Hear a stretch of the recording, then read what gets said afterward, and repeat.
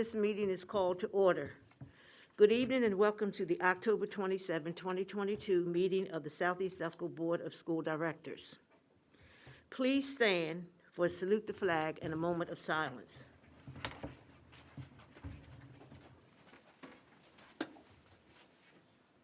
I pledge allegiance to the flag of the United States of America and to the republic for which it stands, one nation, under God, indivisible, with liberty and justice for all.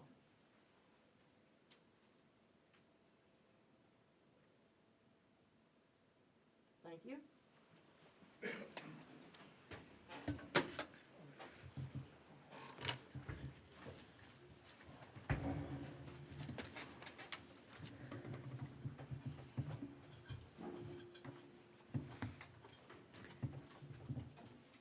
Mr. Butler, may I have a roll call, please? Yes, you may, Madam President. Mrs. Abney, Present. Ms. Perry, Present. Ms. Monroe, Present. Mrs. Peter Coey, Present. Ms. Woodfolk, Present. Mrs. Washington, Present. Mr. Fowler, Present. Ms. Crawley, Present. Ms. Harris-Johnson, Present. Dr. Winder, Present. Mr. DiOrio, Present. Mr. Butler, present. Thank you, Mr. Butler. At this time, I don't have any announcements or comments coming from the board president. We are pleased to have our two student representatives present tonight. They will introduce themselves and present their reports. Good evening. My name is Omnia Al-Hanif.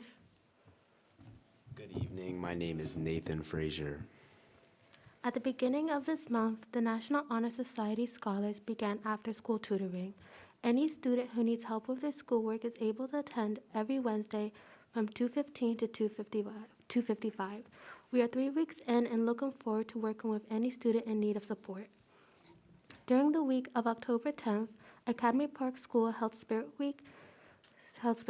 Students and staff dressed up for different themes each day, including Decades Day, Twin Day, Wear Pink Day, and Class Color Day. The week culminated with an exciting pep rally in the AP Gymnasium. Students demonstrated lots of school spirit by singing, dancing, cheering, and were accompanied by excellent instrument playing by the AP Band. On October 15th, Academy Park held its homecoming game at 1 p.m. against rival Interboro Senior High School. AP was ahead for most of the game before Interboro tied it up, taking it to overtime. In overtime, AP scored a touchdown. However, Interboro responded with a touchdown of their own plus a field goal. The final score was AP 20, Interboro 21. A huge shout out to Interboro's band who played the national anthem due to issues with Knight's Field and our sound system. Yesterday, the Southeast Delco Gifted Program, along with Academy Park's High Q team, attended a trip to Longwood Gardens where we participated in a lesson called Benefits of Nature.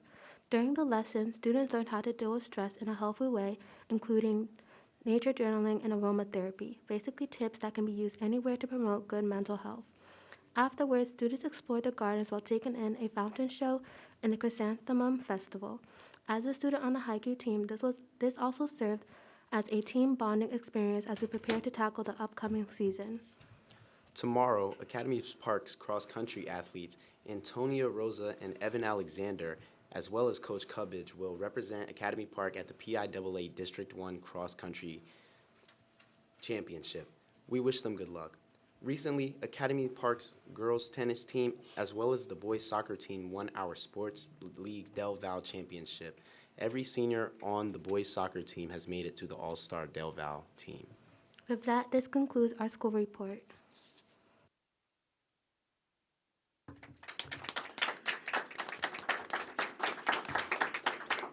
Thank you, and at this time, students, if you would like to remain, you can.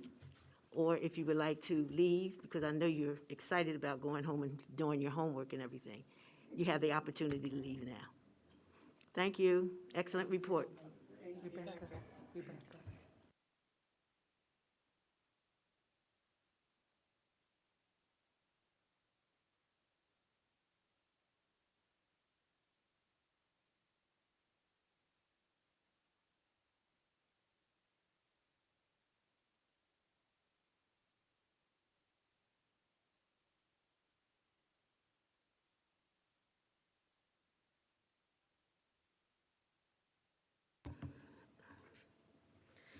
Dr. Winder, do you have a superintendent's report?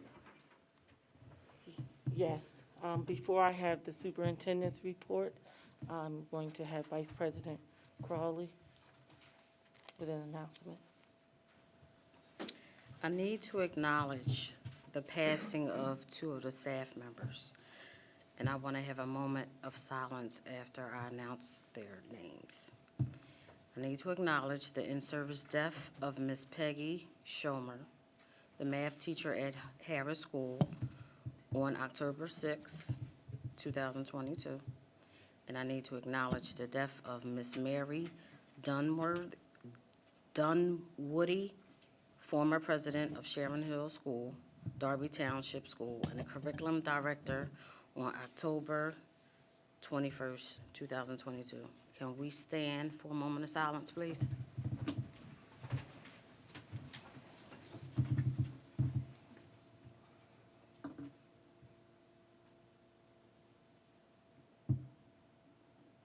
Thank you.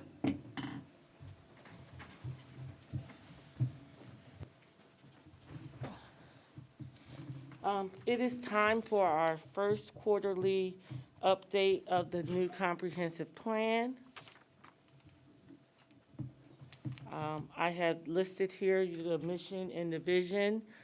We discussed all of that back in June and July and August, but I just want to include it into the plan, as well as our educational value statements.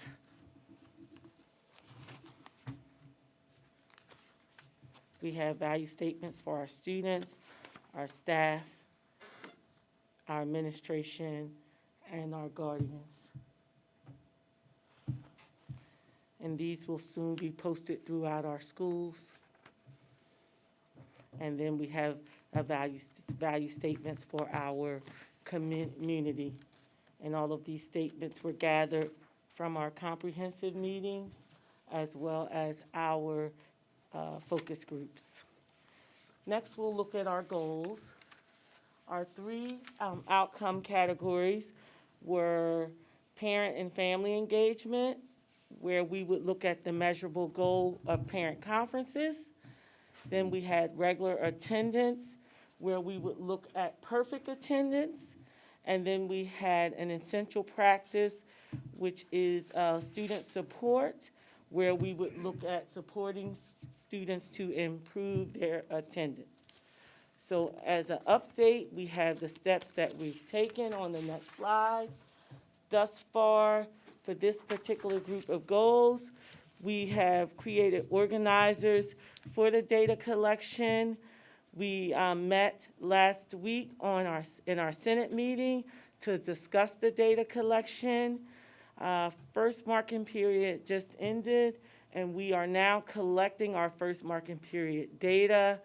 And then all of that data is due to me on December the 6th.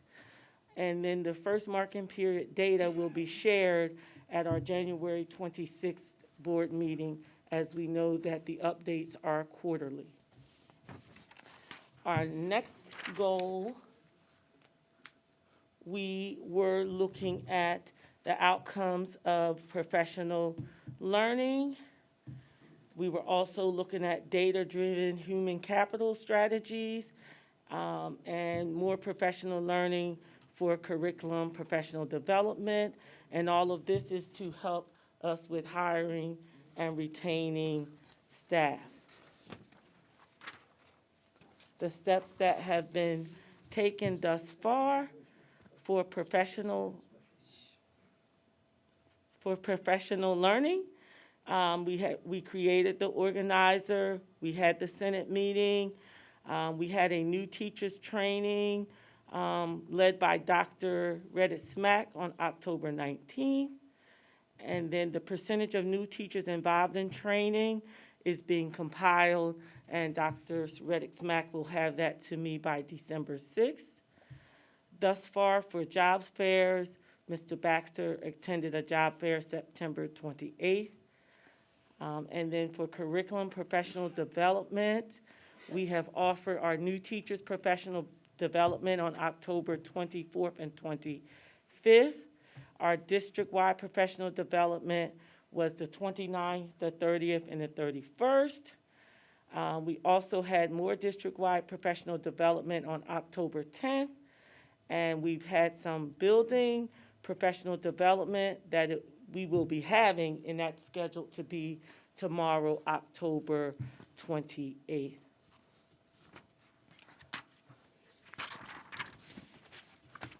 Our next goal, we are looking at providing professional development in order to increase student growth and achievement.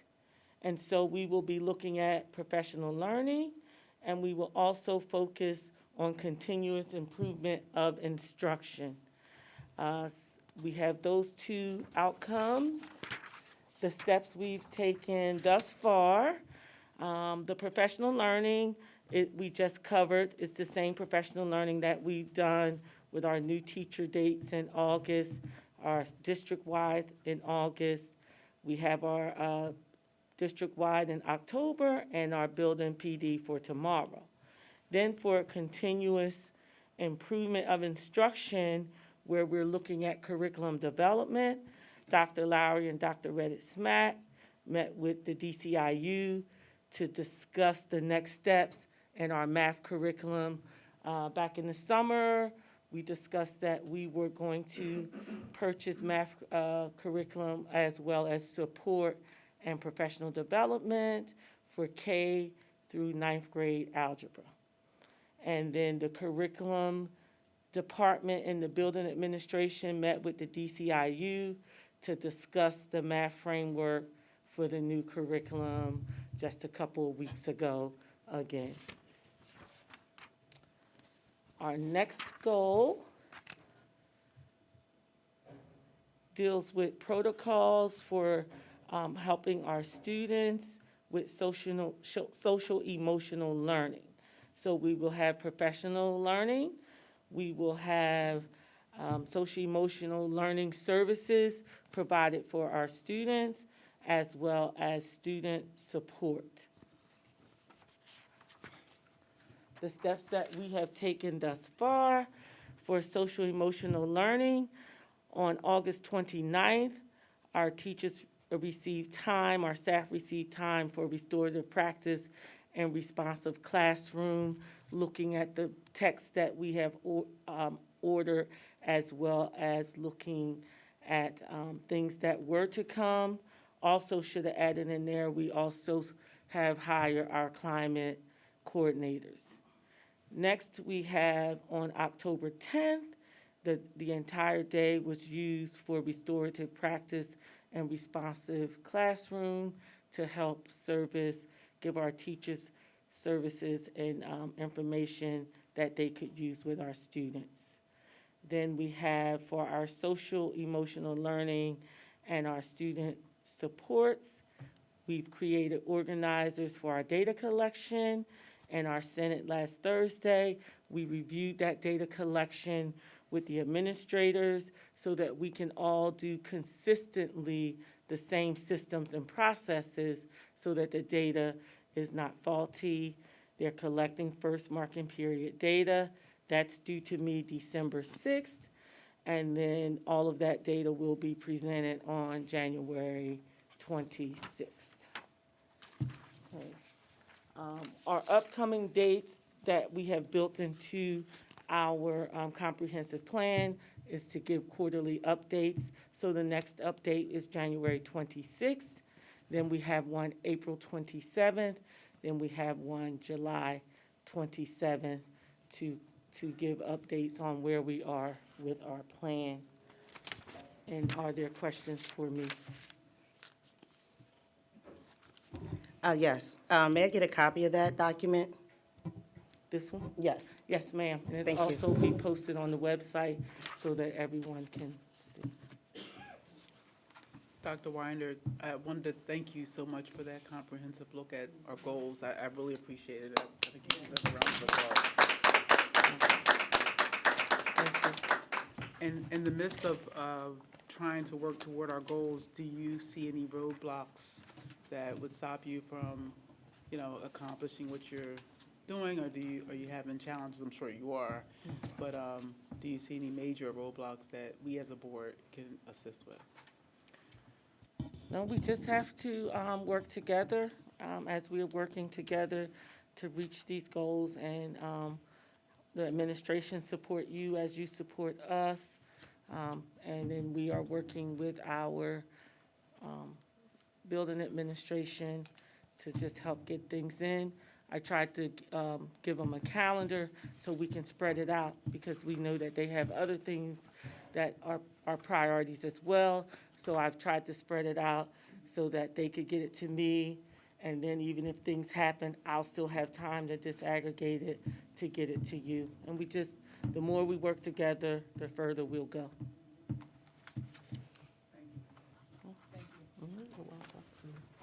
Thank you, Dr. Wanda, for that report. Now we're going to do the approvals. Do I have a motion to approve the October 27, 2022 agenda as submitted? We have a. Second. We have an amendment to the agenda. You have to approve it first. May I, who gave the second? Okay, all in favor? Aye. Who did the motion?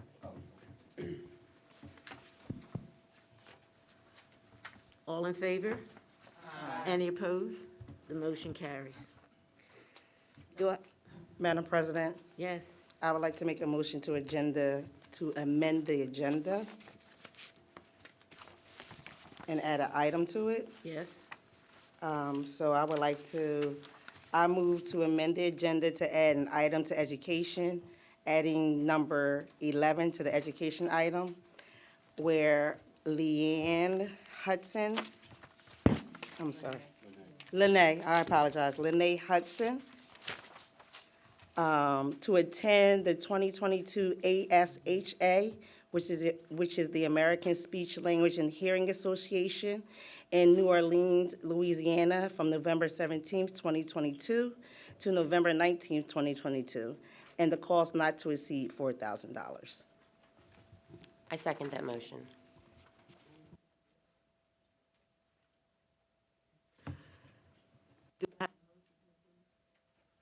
Motion. That's what I just did. I just did motion. all in favor? Aye. Any opposed? The motion carries.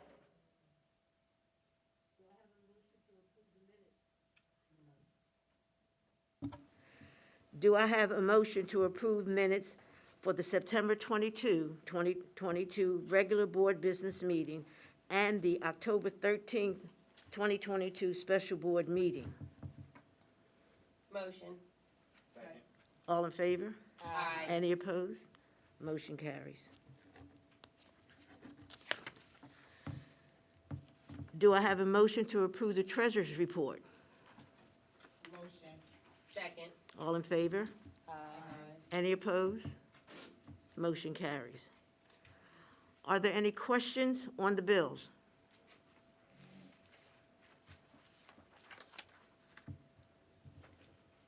Ms. Burnell? Seeing none? Do I have a motion to approve the bills for payment in the amount of $6,324,364.98? Second. All in favor? Aye. Any opposed? Motion carries.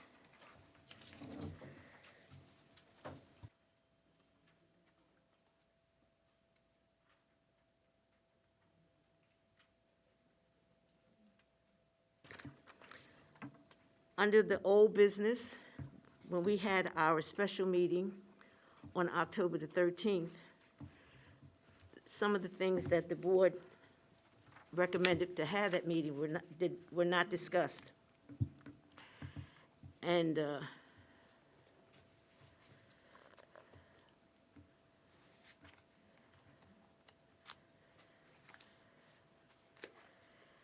we would like to continue that now. Things that the board had brought forth and wanted to have that special meeting by Ms. Monroe, I'm not going to read it all, but this part. I suggest that the board put in place effective starting tomorrow, which was when she reported this on the 10th, it would have been the following day, until future notice, the following: no hoodies.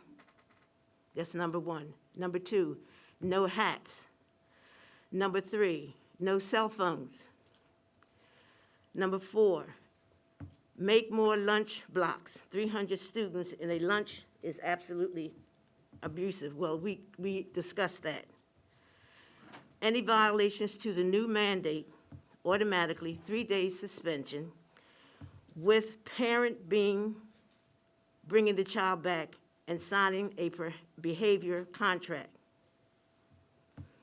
She also saw, Ms. Monroe, when she spoke that night, that there was 100 students in the hallway in the 45 minutes.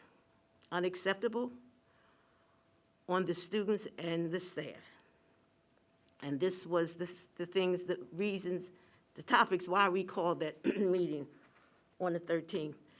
Now, I know we discussed some of these things, but we didn't discuss number one, which was the hoodies. Number two was the hat. Number three was the cell phones. So at this time, I'm opening the floor up to the board if they want to have any discussion on those three matters. Thank you, Madam President. So as I stated and Madam President has read, just telling students to take off their hoodie in the presence of adult, as soon as they leave the adult, the hoodies go back up. So that means you're wearing hoodies in class, you have cell phones in class, and at this point, I know we said no dress code, so we need to get some type of order, and then once the situation calms down, then we can end the mandate, and that was my recommendation. And my son is a violator, because he told me as soon as the adult tells him to take off his hoodie, he takes it off. As soon as he hits that corner, it goes right back up. I have a question. I'm sorry, you were going? Is the dress code, there is no dress code at No. high school? No, it's not. As long as they don't show any skin, no straps. But they can wear hoodies, they can wear all that good stuff. And I understand that, not everybody's a violator of the policy, but we need to get some type of order that's going on in there. And for real, if you really want to talk about it, the cameras. So if I'm wearing my hoodie, I can hide my face if I'm doing something devious. If I'm choosing poor choices instead of being a scholar in the building. So this would eliminate some of those issues as well. So I do have a question. So you're suggesting that the students do not have hoodies on only in the classroom?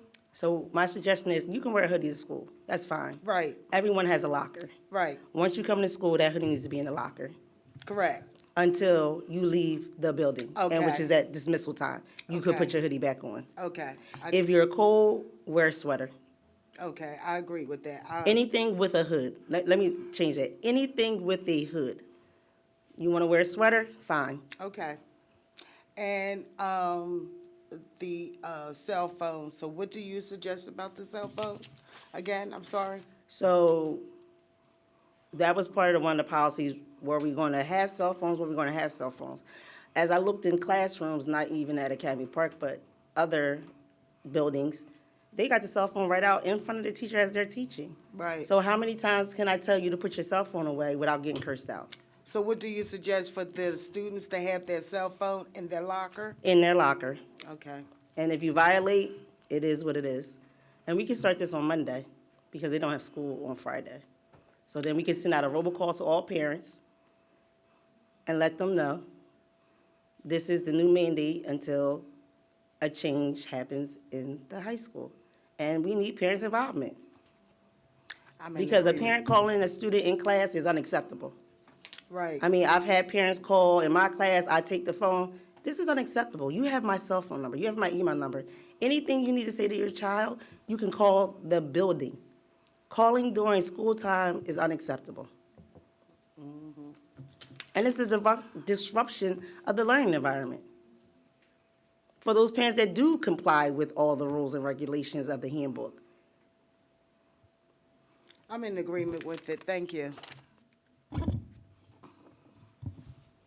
I'm also supportive of the no hoodies, and also you mentioned hats and cell phones, because like you said, if students are allowed to disrupt others from an environment that's conducive to learning, then, it makes it very difficult for our teachers. It makes it difficult for those students who are there to do the right thing. So I'm in support of no hoodies and hats and getting this dress code under control. Can I ask a question about what security is allowed to do? And the reason I'm asking is before I attended a field trip yesterday, I did watch a student who had arrived late. When they walked through the Evolve system, they had both their mask and their hoodie on. They were immediately told by 2 different security guards to take their hoods off, to take his hood off, and he just looked at them and walked away. So my question is, what power would security have at that point? If the child's not listening to them, they can't just take them down because they have a hoodie on. Is there another way to control it before we punish the entire student body? So security is just that. They're there for security. They're not the disciplinarian. At that point, when a student does not follow the rules, they have to report it to the administration. And we discussed earlier that only administrators have the power or authority to suspend, hand out those kind of consequences. I have a question. Well, how would the security know who the student is if they continue on walking away? So how do they take care of that problem? So on last Friday, when I was covering the high school, we had a couple of kids keep walking that we were talking to, and the security guard just basically went to the class, and the teacher identified the student, and so we did write 3 referrals last Friday for that. Okay, thank you. My only concern with the hoodies, hats, and the cell phones are because of a small amount of students in the school who are not following the regulations, that the whole school now has to be penalized because of that small amount. Hello, Madam President. I respect what you're saying. I'm sorry. Unfortunately, it's not a few. I witnessed inside the classroom as well. So they got their earbuds in, phones out, hoodies on, as the teacher's teaching. Multiple classrooms, over 10 classrooms.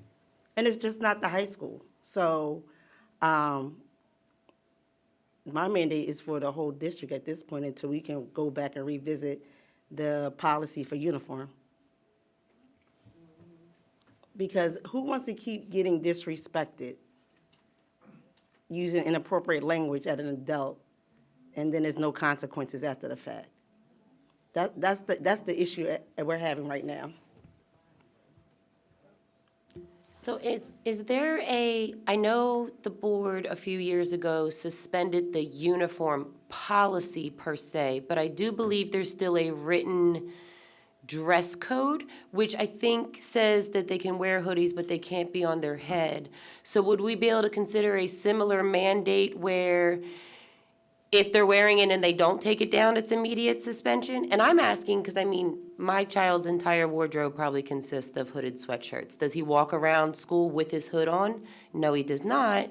But, if you have a young gentleman that wears all hoodies and now we're asking families to go buy new warm clothes for them to wear to school, can all of our parents afford that? And can we use the current dress code to take disciplinary action? So my suggestion would be, as my son has hoodies, that's all he wears, but he wears a shirt underneath of it. So I don't think any child's going outside without no shirt underneath of it. So my biggest concern is the environment in which our teachers are teaching. And if we look at the HR category, that could be one of the issues why teachers are leaving out the district. So the environment in which teachers are teaching, I mean, how many times can I ask you to take off your hoodie before I curse you out in front of the whole class?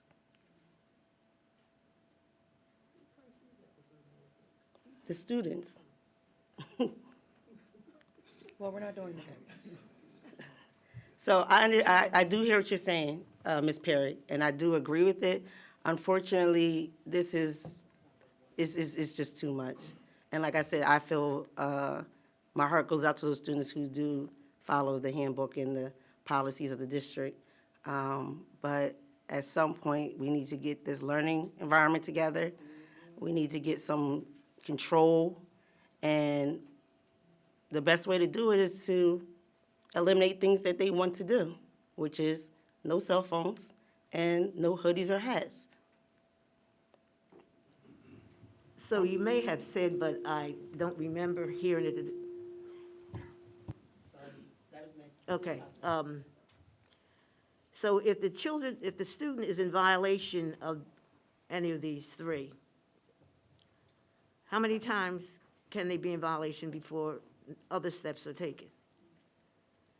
And also, how are you going to keep records of Johnny having been told 3 times or more to remove his hoodie in the school? So, one, we know that our students don't respect the staff, so they're going to violate regardless. A child tried to curse me out when I asked them to politely, "Excuse me, sir, can you please take your hoodie down?" And I told him, don't do it to yourself, sir, please. I don't work here. So what I'm saying is, you need to send a robocall out, letting the parents know as of tomorrow, since they don't have any school. This is going to be the new, it's a half day. This is going to be effective immediately on Monday. You get one chance. I mean, this is just pure ridiculous at this point. Okay. Because teachers are asking them multiple times. How many times do I need to ask you to take your hoodie down, take your earbuds out your ear, put your phone away? We are in class. Can we hear from an administrator? Dr. Reddit Smack is here, right? Okay, as soon as we finish, let Okay. we want the board to express themselves, and then we can go and ask the administrators or the community, whoever's here, to come up and, I have a question. As far as like the example about the hoodies in the classroom. There's no set protocol. If I'm speaking to a child more than 3 times about a hoodie, there's no, Yeah, they probably send them to the office, but they don't go there. what do you mean? They walk the hallways. So, They're in the bathroom doing inappropriate things. They in the stairwell with their friends. They go to the next classroom, pull all their friends out. Now they all in the hallways. Now we going to the store. I know the door to push open because ain't nobody gonna come to it. Let's go to the store. Let's come back at lunchtime. Now you done missed 2 blocks. They're not listening or learning, and they're being very disrespectful. Because if my child was in a class and all the time my child comes home, we couldn't learn nothing today because the teachers kept telling them to take off their hoods, tell them to take off their cell phone, tell them to take out their earbuds. How long you gonna wait before you go to Academy Park and see what's going on? And listen, my son is one of those kids. I'm telling you, he's one of those kids. And I told him, oh, you might not be able to wear the hoodie no more. Why? Why would y'all do that? Because you're disrespectful. You're not listening. Unless you want me to sit in class with you all day long and embarrass you every time, that's what's going to end up happening. I tell students all day from 9 o'clock to 3:39, take off your hoodie, take off your hoodie, take off your hoodie, take off your hoodie, take off your hoodie, take off your hoodie. Hello, please take off your hoodie, take off your hoodie, take off your hoodie. When am I teaching? When am I teaching if your hoodie's on? And now you're sleep in class, your head's down, now you wanna go to the bathroom, now I gotta interrupt, give you a pass. When am I teaching? Excuse me, Ms. Monroe. I appreciate you being transparent about your son, but it is an issue and we need to address it. I believe you back there, whoever said that, but it is an issue, and that's the culture now. The kids are out, they wear their hoodies, this is what they're doing. But yes, it's a concern, and we need to address it, right? I have a question. Are you taking community comments on this issue or at the end? No, we're gonna get. Could any of our, could any of our admin possibly back up or provide an example of this happening? And what is the process of this happening if a student comes? And what is, like, just to give us an idea what would take place, if you don't mind? I don't know if is that okay? Thank you. You didn't ask for me, but I took the mic. So what we are doing with the students, as soon as they come in, we are telling them to put their hoods down. We do have students that do round that corner and then put their hoods up.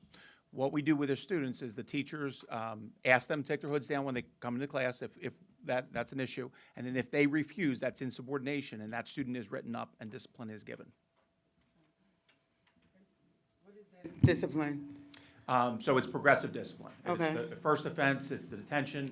We then go to ISS. I shared with you that unfortunately, we're not able to, this week alone, we canceled ISS at least 3 of those days, just because of the shortage of coverages. So then we're left with the only option of OSS, and you know how I feel about that. Students, and I understand what the board is sharing with regards to consequence, but that's a number of students that are out of school.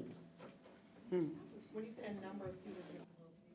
Well, so remember last year, we did this with regards to out of the area and then the insubordination with the hoodies, and it was a 1-day suspension. There was they were given the reminder. If they refused or they were in the hallways without the pass, the board supported, administration, ESC supported the 1-day suspension. That helped. The first day that we did that in February, it was 55 suspensions that day. We got it down to, it was roughly low double digits, so 11 or 12 per day for those issues by the time we got to the end of the year, which was great. I would tell you, and it'll be interesting to hear comments from the community, because while there were parents that supported that, there was a lot of conversations that were very, very hard conversations, the parents that did not support that. So when I hear about the cell phones, and I would support that, and I think our teachers would tell us that, that's going to be a heavy lift, because the students, they don't give over their cell phones. So I don't know what that looks like with us enforcing that, because basically we have 1,200 students, and I would say about 1,200 students each have a cell phone and stuff. So to turn that around on Monday, and we'd like to do that, but I don't know what, I'm not going to sleep over the weekend because I don't know what that looks like on Monday. So I'm not saying turn over cell phones, I'm saying lock them in your locker. I'm not asking any administrator, any teacher to take a cell phone. The mandate is your cell phone and your hoodies and your hats belong in a locker. Right, and we can certainly say that, but just like when we asked them to put the hoodies down, especially with the cell phones, that it's for teenagers, doesn't matter what the district, and I'm not saying this is not a good idea, but they feel like it's an appendage, it's part of them. And so there is going to be refusal, there'll be kids that'll be hiding it, just so the board is prepared, because this is, while we're in an ATSI school. Excuse me, I'm sorry, I don't mean to be rude, but again, I think we need to work through this as a board. I think we need to work through it so we can make the right decision. I agree. Yeah, but he just giving us. I know, yeah. Sure, and this is the first time I'm hearing of this, that's all. This is the first time. It's the first time that it's been presented. Thank you.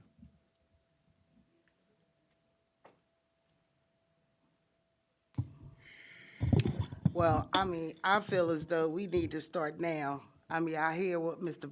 Vogt said about how the students would feel about not having their cell phone.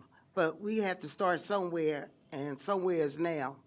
So I do agree that the students need to have their cell phone in the locker. Now, if they have it on them and they hiding it, Long as they don't have it out and the teachers don't see it. Right, but if they hiding it, then nobody would know, right? You understand what I'm saying? I agree that the hoodies are, I feel like the hoodies would be a easier Yeah. avenue than the cell phones. I guess we're not talking about ease, but are we equipped to handle the kickback from cell phone removals in our buildings? This is a whole nother level of violent behavior. Are we equipped to handle that kickback? We won't be there.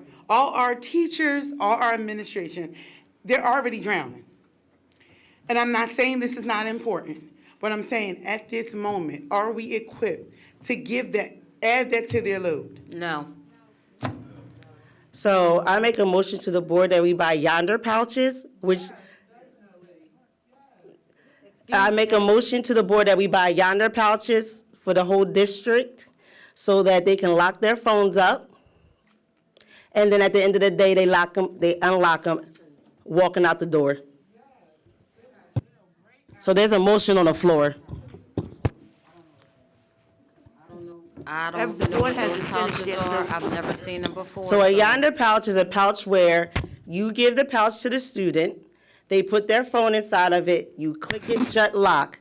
They cannot open it until they go to the magnetized little bolt that's on the wall.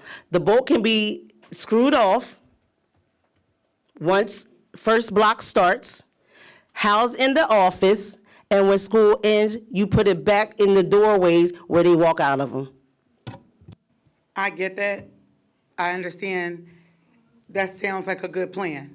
Again, are we equipped to do that? How much are they? Right, let's get a price on the yonder pouches. Fin- It looks like we're gonna need some time. Even with Financially, finances, there comes a level of security. Someone could say someone stole them. Well, it's Where supposed to do be we locked go? up in your locker, so how would they steal it? You have to give them the combination. Excuse I'm me, just- can we take this and? Yeah. So what I'm saying is, there's a motion on the floor. There's a motion on the floor. And like I said at the special meeting, I don't want to be on no school board where we just passing the buck and having meeting after meeting after meeting after meeting after meeting. Parents are here, community people are here, they are tired, I second that motion. Are we able to and so hear are the from- staff. There's a motion on the table. Second. Administration has a. So I am familiar with what you're sharing, Mrs. Monroe. There was actually an article in the recent paper, I think last week. Just so we know, that it was $5 million. Philadelphia did secure a grant for that, but it was a $5 million cost. So there's a cost for that. Thank you, ma'am, thank you. Yeah. let's bring this meeting to order. This is the board speaking. We have not asked the community, and you will get your chance. I just have a question. Cherie, do you think it's okay, I mean, are you also asking if we could just take care of the low-hanging fruit, such as the hoodies and hats, in the short term, and then work on a plan for the cell phones in the longer term? Are you open for that? Is that something that's on the table as well? Yes, Ms. Peter Corey, I would be open to that, but I'm tired of having meetings for another meeting where no solutions are done. And that's the problem I have right now with the board. All we do is have meetings, but there's no solutions. And every time somebody brings a solution, then it's a problem. While we have no teachers in the district, they're leaving like water running out the spigot, and you wonder why the profession does not have teachers. They don't want to put up with it. We don't go to school, pay thousands and thousands of dollars to tell somebody else's child to take their hoodie off and put your phone away. It's ridiculous. It's pure ridiculous. And then we wonder why we have the scores we have. The scores have been there for a long time now, Ms. Sheree. The Yes, reason they why have. we And last year's score was it was Let's worse. not forget- And so the whole United States, English and math has went down so horribly that they don't even know if we're gonna recover from it. Now, that was in the paper as well, because I subscribe to all educational articles. That is true. It's also in Philadelphia, too. Yes, she's correct. What were you saying, Ms. Crawley? What I was trying to say is since Dr. Winder has been here, we've been trying to build a brand-new school district. And some of these decisions are going to take time. That's all I'm saying. We still have to, wait a minute, I'm just saying, it's a lot of things that have been done that's positive. Agreed. We still have to deal with situations when they come before us. She made a suggestion for it to be resolved on Monday. It's not gonna be able to. No, I didn't make a suggestion to resolve on Monday. Let me give you the exact date and time. I heard you. Right, what we're saying is the No, cell no, no, no, phone let me give you the exact state of needs a time. plan.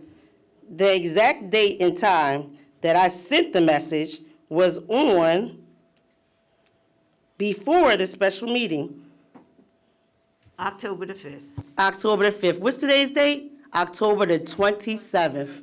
because we did not finish it all at the special meeting that we had. And Madam President, the with all due 13th of respect, October. I understand, but I'm tired of having meetings for meetings for meetings where there are no solutions. We are about to have a district with no teachers. And so what is the board going to do when there's no teachers teaching the children? How are you going to talk to the constituents about their child not being educated? Now it's a free-for-all in the buildings. Okay, Ms. Sharishi, Yes, my point is, Abney. Mr. Vogt just said that we need a plan, right? We are not equipped for, a 24, 48-hour turnaround in terms of security in our schools to effectively manage no cell phones by Monday.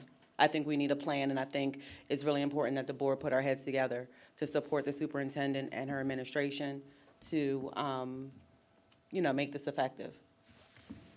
So And I can- And also, if hypothetically, this plan is put into effect as of the 24th, which is Monday.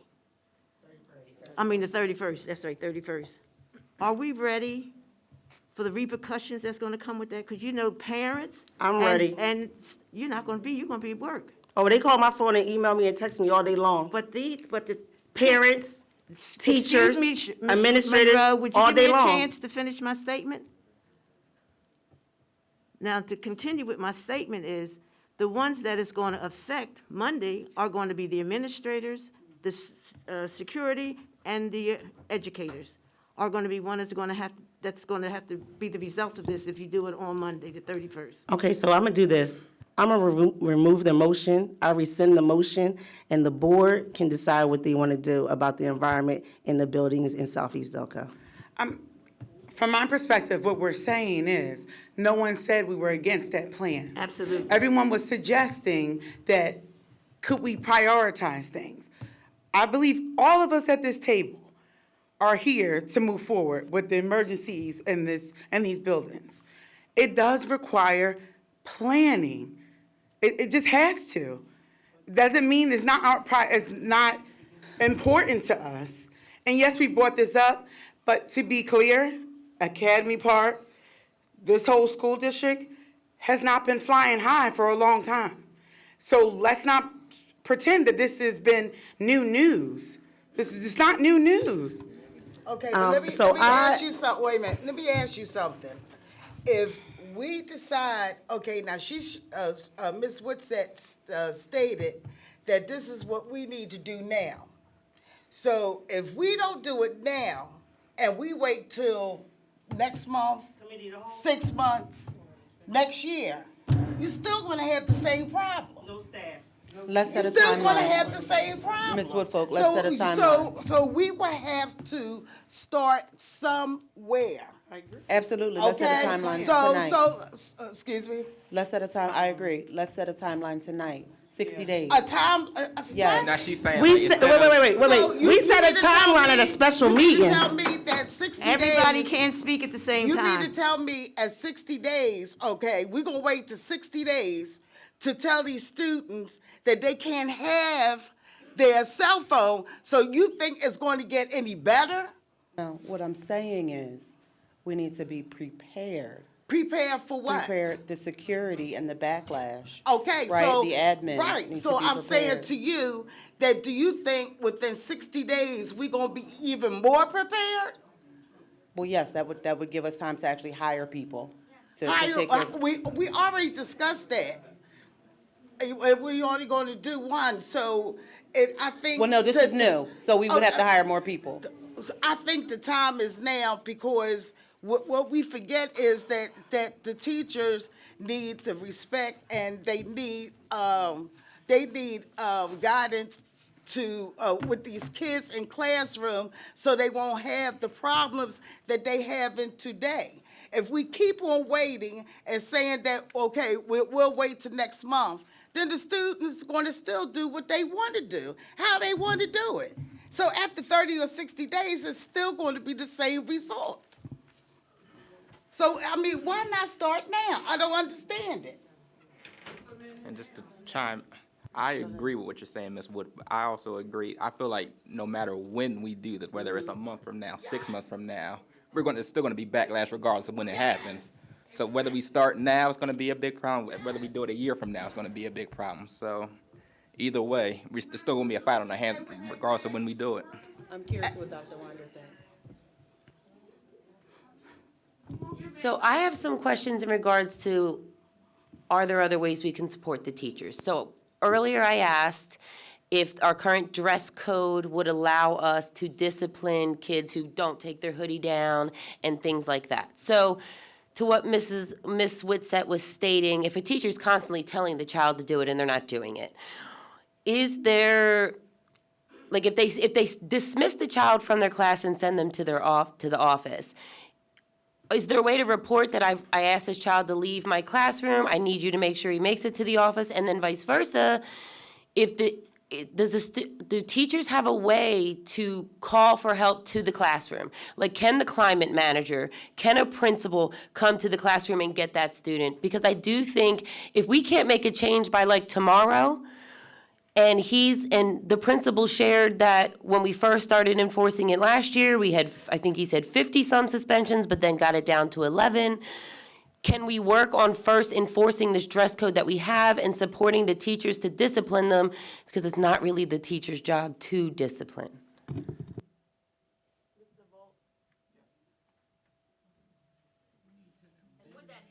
So to share with all of you, the students are very well aware from our meetings at the very beginning of the year that hoodies cannot be worn, and that the school board felt very strongly that if they were, hoodies would be gone. So that is palatable for us to put in place on Monday. Okay? We have to communicate, and of course, I would hope that would be more than just Academy Park, because the kids, the whole district. That is palatable because the kids knew that was coming. We can absolutely do that. I would encourage the board to have more conversations about the cell phones, because if we have 200 or 300 students that all of a sudden don't want to give her their phones, we have mass chaos in the building. Because again, if we suspend, we can't just walk kids out the door. We have to call the parents. We'll be on the front page of the paper. I would encourage us to have more conversations. I'm sorry, Mr. Volt, so the climate managers, they can't call parents and tell them to come get their children? We have one. So we have one, and we do call, but, We just recently hired. right. I believe we recently hired 3 climate managers. We have one at the high school, though. One at the high school. Oh, different buildings, okay. So you're telling me, I just want to be sure I'm very clear about Sure. this. There are about 1,400 students at Academy Park, 1,200. 1,200. And we only have one climate manager there? Yes. Oh, okay, that makes sense. But we would be prepared for the hoodies on Monday. The students knew that if they could, we didn't get compliance, that was a possible option. That was shared with them at the very beginning of the year. Let me ask you a question as far as the cell phones. Now, you say it's going to be a big problem if you tell the students about their phones. Okay, so when do you think that the board, you said we should have further discussion. Sure. So what is it that you think that we should have a better plan? From what you're sharing with me and the article that I read, And I know we have, Mr. Lowry has connections in Philadelphia, that we could do some phone calls with regards to, do we need monies? Where is that money coming from? If we can't get the 4 security guards that I asked for 2 weeks ago, can we come up with the millions of dollars for these devices, to be able to do that? What I would share with you, though, is I fully support the cell phones being in the lockers, because many of our incidents that are happening are social media related. Exactly. The kids can text when they want to get in conflicts. Right. They can text, hey, you meet me in the bathroom, we're gonna Right. fight. Or, we're doing DoorDash, come out the back. They're always ahead of us because of that communication. Exactly. And then, Okay. of course, you have the social media piece as well. All right, so Mr. Volt, what you're saying, what you said a Mm-hmm. few seconds ago is that if this is agreed upon for Monday, that you and everyone in your building is ready for whatever comes up on Monday? Well, I don't want to speak for the other elementary schools, because this would affect them as well. I'm But speaking for AP for the right now hoodies, because we you're could AP. communicate that out starting tomorrow, the robocalls, I would put a letter on our website, we can communicate that out to the kids. It's a shortened day tomorrow, we can have grade level meetings But with each of the are grades. you ready for Monday? If you charge us to do it, we will do it. Okay, that means you're out of your The office cell on the phones, I would floor. encourage more conversations. That means you're out of your office on the floor. I'm already put myself back on lunch duty, I'm doing things that, yeah. Wow. The hoodies, we can do. No hoodies, it's in the lockers. But Mr. Vogt, the cell phones are the worst. Just like you said, they can contact one another. I don't understand why you want the board to have further discussion. Ms. Woodfolk, it's Ms. Woodsett. Just forget I even sent the email. No, Forget I even sent anything Okay. about, listen, forget I even said anything about the environment in which students cannot learn. Just forget about it. No, but Just forget about it, because it's not going to happen. Let's be realistic. Mr. Vogt, I appreciate your candor here. However, it's going to be a meeting for a meeting. It's going to be a meeting for another meeting, for another meeting, for a meeting, for a meeting that I sent an email out on October 5th about. And today is October 27th. I think the cell phones can be accomplished, but I also know the board's in the second reading of a cell phone policy that is not consistent with what you're sharing tonight. So Right, that's what I'm saying. that's It what can I'm be saying. done, I'm just the cell phones, but I would hesitate to do that on Monday. Listen, I agree with it because the cell phone Thank is you. the biggest problem that we have in the classroom, and that's probably why a lot of our students are not learning. All right, At can I this have- point, go can I have ahead, one go ahead. suggestion? Like he just said, they made them aware of the coats, the hoodies, prior to the school starting since the beginning of the year. Could we do the same with this is just a suggestion. Could we do the same with the cell phones, sharing with students the consequence that could happen?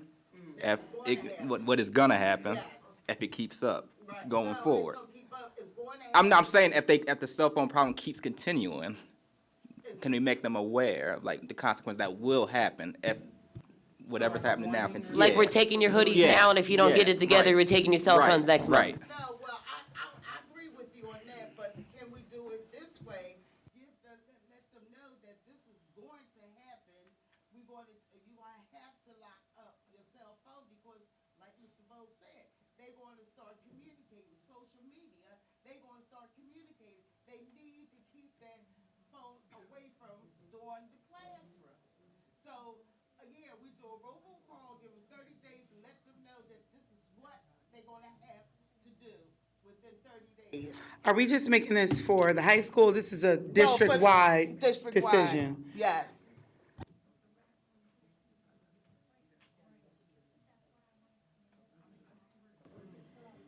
Okay, we have, at this, These cards are pertaining to this. okay, we have some people in the, one moment. I rescind the motion. I'm sorry, I sent the email out to the board members. Thank you.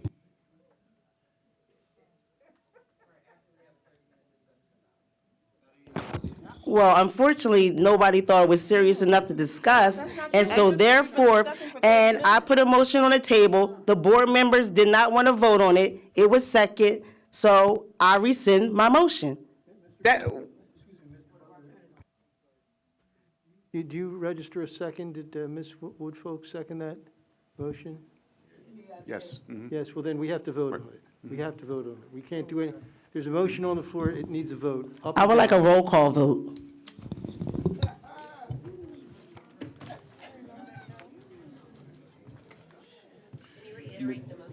Yeah, I was going to say, Ms. Woodsett, could you restate the motion, please? Yes, and I would take into consideration Ms. Perry Coy's suggestion. I move that effective immediately on Monday, October 31st, 2022, that the Southeast Delco School District dress code policy, no hoodies, no hats. Second. Thank you.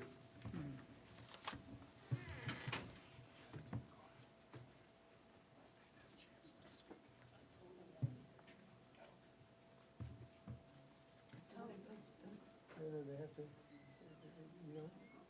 they have to have public comment, but go through the entire agenda first, and then have public comment on everything. The motion, excuse me, there's a motion on the floor, and so that's set.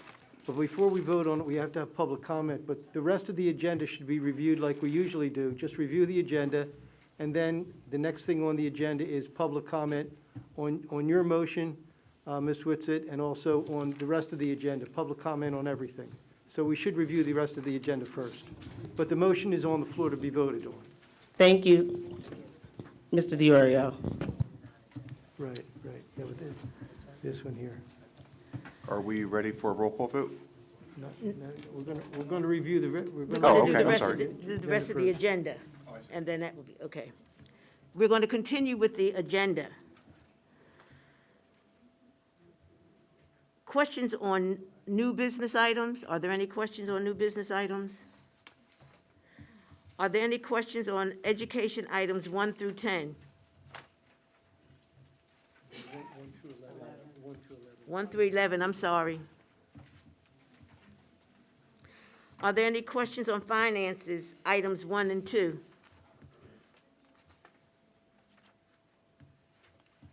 Are there any questions on human resource items 1 through 20?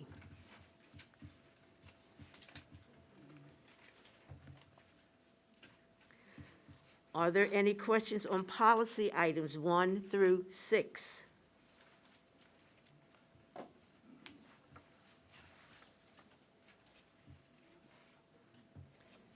There are no property items. Are there any public comments regarding agenda items? This discussion. Tanya Allen?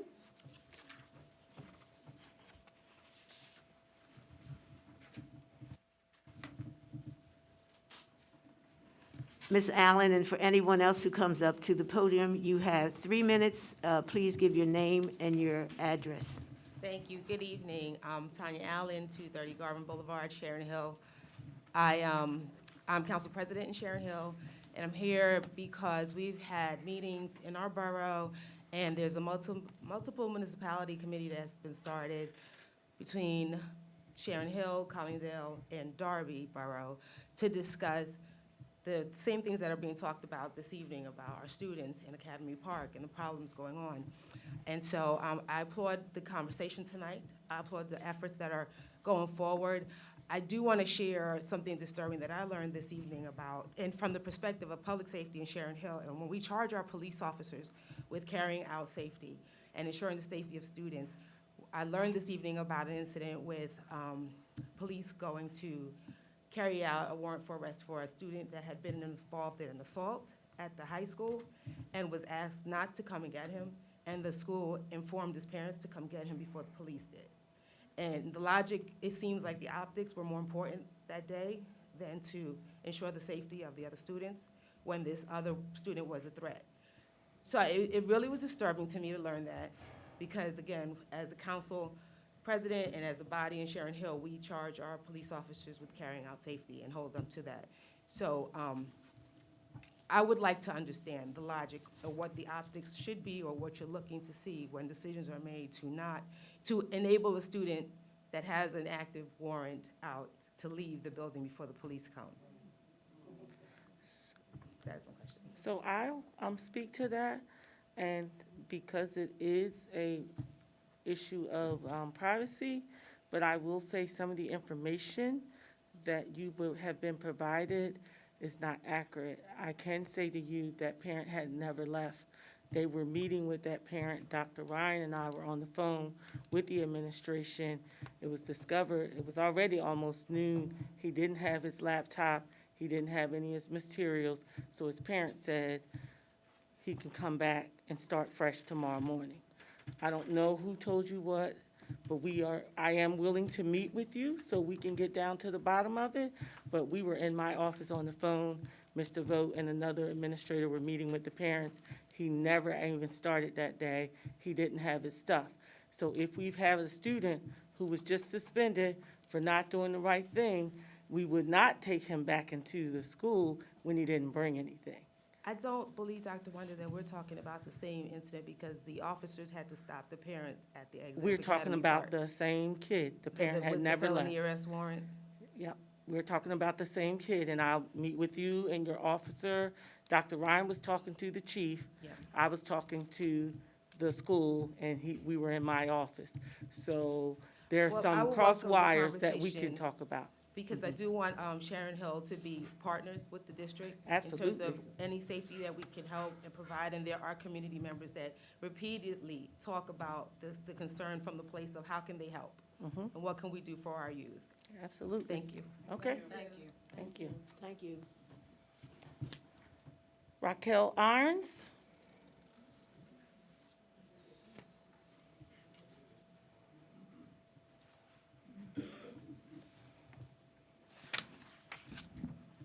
Raquel Irons, Burnside Avenue, Sharon Hill. I would like to speak a little about statements that were made at the special board meeting on October the 13th. I was present for that meeting. However, I rewatched the meeting via YouTube. I would like to draw the board's attention to the 2-hour, 9-minute, and 22-second timestamp. This statement was made, and I quote, "We must remember our community does not want taxes raised." I would also like to bring your attention to the 2-hour, 17-minute, and 45-second timestamp, the statement that was made, and I quote, "Unless we're going to get together and put some money in a pot to help out with some of the things around here that we need around here." You are correct. The residents of our community do not want the taxes to be raised. However, they're raised every year. I made a request via Right to Know Act for tax information, and Mr. Butler, I thank you for getting to me in a timely fashion. The historical real estate tax calculation spreadsheet, the spreadsheet here, states all the years from 2006 to the present. And 2006 to present, our taxes have been raised nonstop. Some years as much as 12%. We can't afford it. I'll make this rebuttal to the comments of the meeting. We are already dumping money into a pot. My personal dump, you ask, over $2,000 a year, I pay faithfully. My children are grown as well. And as a matter of fact, as suggested at that meeting, I have been to Harrisburg with the previous superintendent and Mr. Baxter in the back, he could be my witness, to rally for money on Harrisburg's, on the Capitol steps. I have been there. I stood on those Capitol steps. I just feel those comments were not well thought through and left much to be desired. If any of the stakeholders in this audience or any stakeholder is interested in a copy of the information I'm referencing, the tax information, please see me after the meeting. I have plenty of copies. Thank you. Thank you.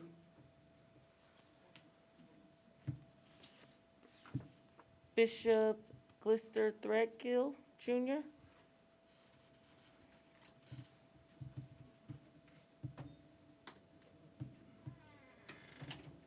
Good evening.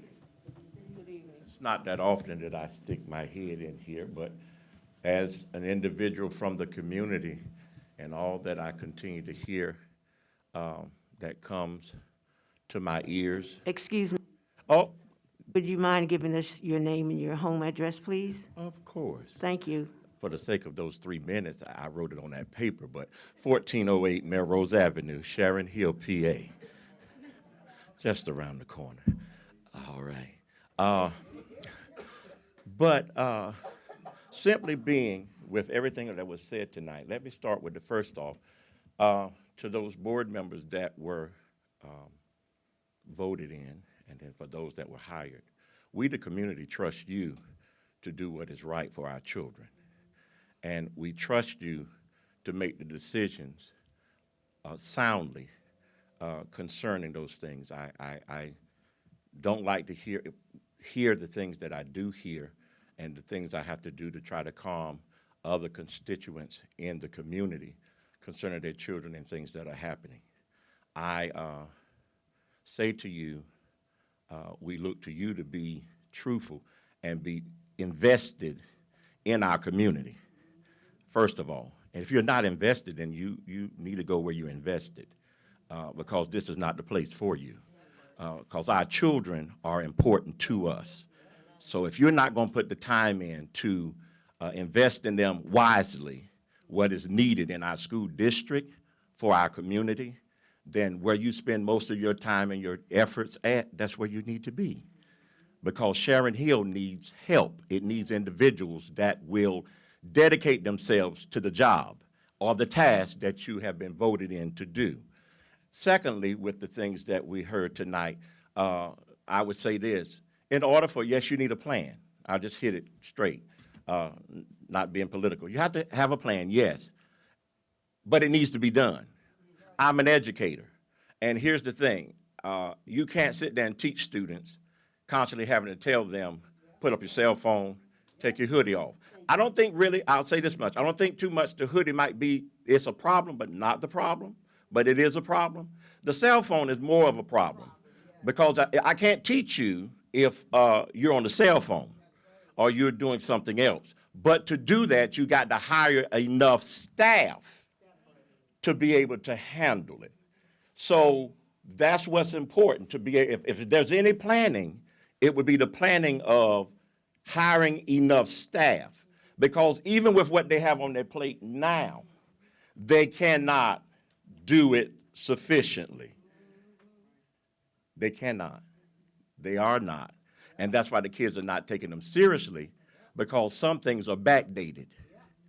And because it's backdated because there are not enough people on staff to fulfill. If we suspend students, they got to write them up.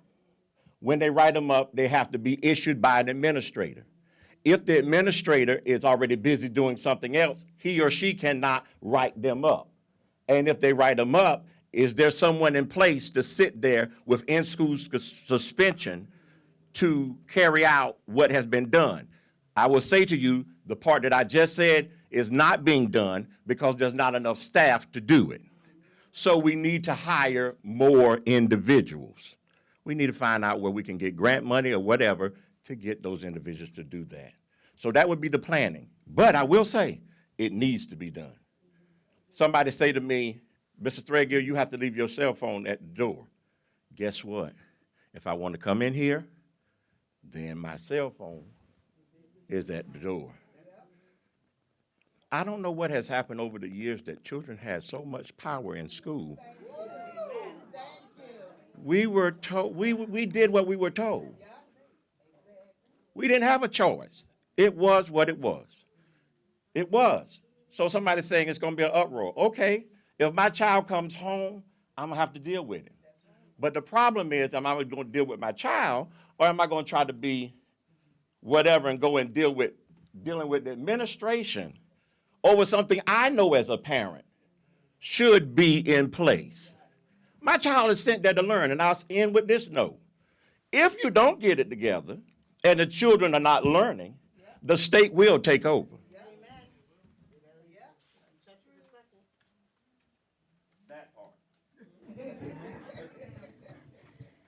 Francesca Barley.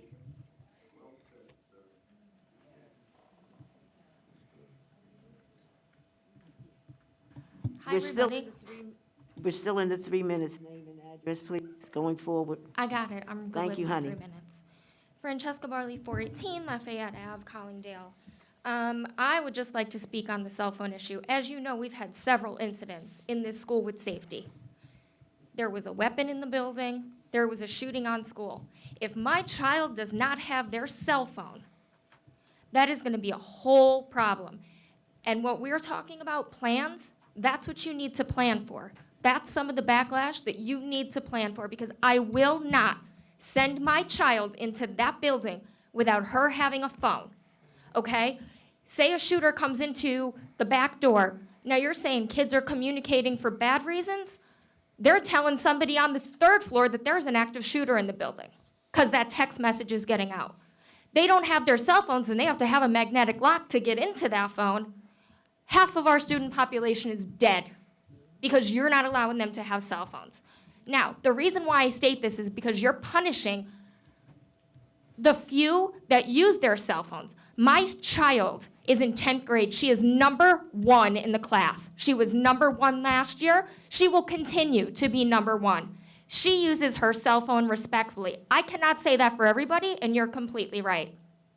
But to punish students that use their cell phone for actual educational purposes is not going to fly with me. And I can tell you that right now, and it's not going to fly with a lot of parents for the number 1 reason of safety. There was a time when my daughter was marked absent unexcused in class, okay? I'm a nervous breakdown, not because I think she skipped class, because she's never done that. Because why was she unaccounted for in class? Where was she? She was with another teacher. But she's marked absent unexcused, so my mind is going crazy.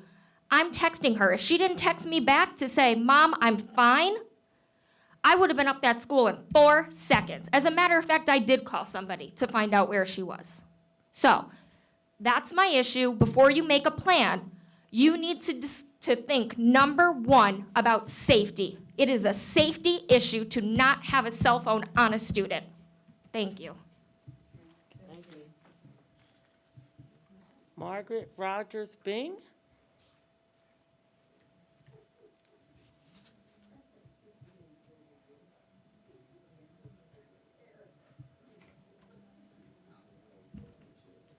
Margaret Bing, Pine Street, Glen Olden. It's a sad day in Southeast Delco. I'm going to say this, and I'm going to try to keep it in my 3 minutes. I'm going to openly say something, and I'm not going to make this a this person against a that person thing, but I'm going to be woman enough to say something.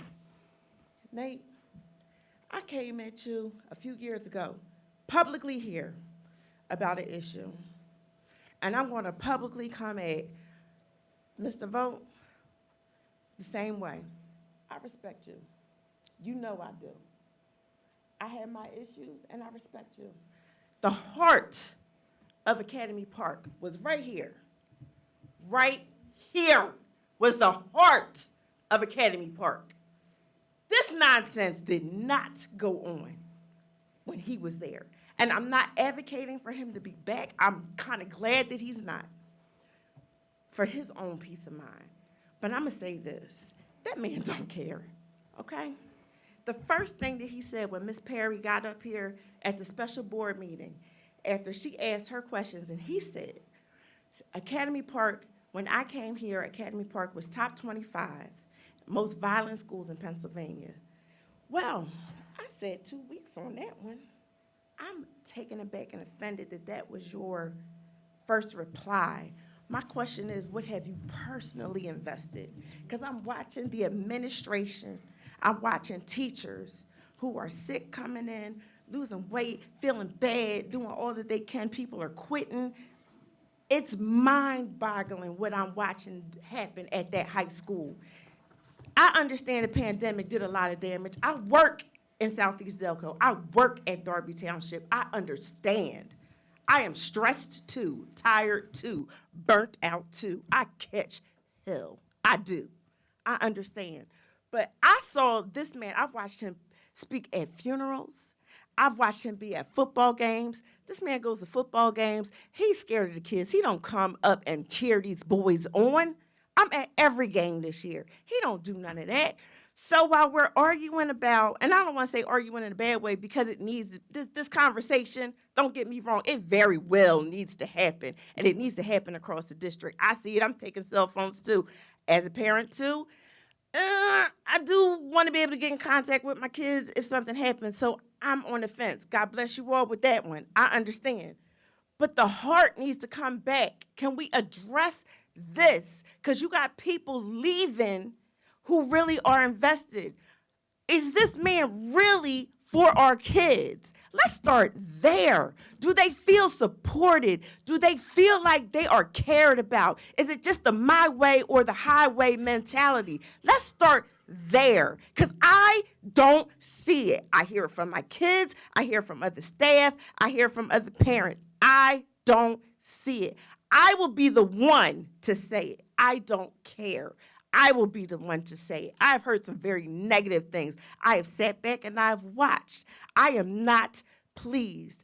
I work here. My children attend here. I pay taxes here. I am not pleased. Thank you very much. God bless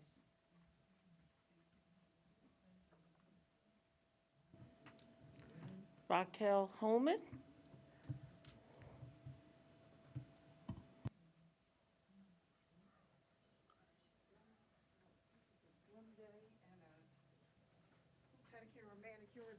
So sorry for the outfit. 1106 Tribbett Avenue, Sharon Hill, PA. I was just speaking on the cell phone. Is that Pastor? Pastor makes a good point about the cell phones. One of the things that I said, I agree with Ms. Perry. I'm like, so what are we doing about the school shooter? Because right about now, you know, people are doing whatever it is that they want. And I know that we're going out of our way to, we're going out of our way and we're doing things to try to keep everyone safe. Of course, that's the goal. No one wants anything, but you can't keep everybody safe. Everyone can't be everywhere doing everything, and we already are short-staffed. Secondly, is there one of the questions or one of the comments that I made was, are we punishing the many for the few? Again. And I get it that you have to do something about the few. But making examples out the few who actually don't give a damn does nothing for the other ones. If I'm going to be punished, I can tell you if it was me. If you're going to punish me the same way you're punishing the person that's actually doing something, then I might as well, it don't matter. I'm going to do what I got to do. Or maybe, I went from being the good person to now I'm not the good person. Because why? I'm getting the same punishment. There's no benefit for me being good, so to say. And I get it. You try to take kids' cell phones. I know my kid. I know my son. He'll probably be home because it's going to be a problem. And I'm not saying that children, and I agree, children have too much power. And I'm not saying that he probably needs to put his cell phone down and he would have better grades. I'm that parent. I'll tell you that. That being said, to try to implement that on Monday, all hell gonna break loose. I can absolutely guarantee it. Hoodies and cell phones, oh my gosh. These kids are in love with whatever. And I agree. If they know in advance that there are consequences, I don't care if you just give them a couple of days notice. You gotta tell them. You gotta say something. I'm texting my son right now. His response was, and what's the consequence? That was his question to me. I don't know what it is. They didn't vote on it yet. But what's the consequence? Because they may be willing to suck up the consequence to go along with it. They're not. I've had to almost physically fight my son over his cell phone that I pay for. So I know how crazy these children can be. Saying all that to say, keep that in mind. The staff ain't equipped for this. Because it's not only going to be drama for you guys as an administration, but the people that have to enforce this, it's about to go down. And everybody ain't about it. And y'all know what I mean. Hence, I'm an accountant and not a teacher.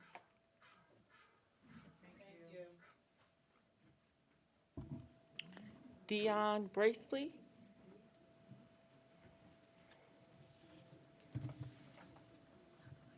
Good evening. My name is Deion Braceley. I'm actually from Philadelphia, but I have a house in Collingdale, 1005 Sharon Avenue, where my daughter and my grandchildren live. My grandson started Academy Park this year, 9th grade. At first, he kept saying, all 8th grade, please don't send me to their school. It's horrible. I see it all on social media. Okay, but we end up sending him there. He started with football. He enjoyed it. He's like, I'm on the football team. An incident happened. Someone broke into his locker, took all his stuff, walking around the school with his stuff on. He got in trouble. So we took him out of that school. He started doing the online school. So he started doing that. He left there. He went to the store or something near Sharon Hill. He went to the store, seen some kids, the kids seen him, they chased him home. He said they stopped at the tracks. So once they stopped, he was able to get away. But it all stemmed from Academy Park. And while I'm here, I don't hear anybody talking about all of this violence that's happening. I understand the phones. And I'm like, it's rules to everything. If you make a rule, they gotta abide by it. If they are adults and they go to a job and the job say you can't have your phone on the floor, you can't do it. If you go to school and they say you can't have your school, you gotta do it. It's a rule that you give the children too many options. But I'm saying their cell phone, that's where the social media, that's where all the problems are stemming from. And nobody is addressing that. So the phones, yes, they do need to be put away. Yes, they do. But I'm saying to this board that you guys are failing my grandson. Y'all doing him a disservice. He hates online school. When he got in that little thing, I brought him to Philadelphia with me to South Philly, bringing him away from all the danger here. But I bought a house in Collingdale to take him out of Philadelphia to get a better way of living. But now I had to bring him back, and he's like, now I feel like Will Smith. I got in trouble, and now I got to go back to South Philly. You know, one little fight, my mom got scared.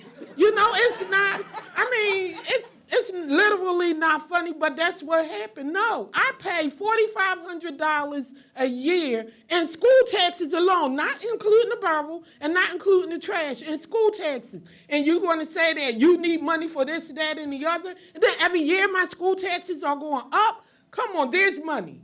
I don't know who your accountant is. I don't know who's delegating all this money. There's money. You need to utilize the money, and you need to see what's going on. You need to bring outside people in to do your business, to do your books. Something is not right because there's money, and there's too much danger going on in Academy Park and the war between Sharon Hill and Collingdale that nobody brought up. I don't understand why, but there's a war. Nobody brought it up. There's a war going on. And then I was at a meeting before this with the council people of Collingdale, and they were saying that the war is stemming from their parents. It's not only the kids, it's the parents too. But the thing of it is, man, I'm sorry, I'm going all over the place. But my bottom line is, you guys are doing a disservice to my grandson. I feel like we're failing him. He hates online. But y'all not giving him an option. He's in Delco. Why can't he pick a school in Delco to go? Why it only has to be one school? You're either going to go to this school or you're going to pay. But still, you're going to charge me $4,500 a year for school taxes. But now, either you go to this one school, you have no option, or you're going to pay. I think the board needs to come around and make it any school that you want to go to within Delco, the umbrella, and pick a school that you want to go to. Give the kids options. Give the parents options. Don't tell us either you're going to do this or do that. I don't think it's fair at all. And I think you guys are really doing a disservice to my grandson. Thank you.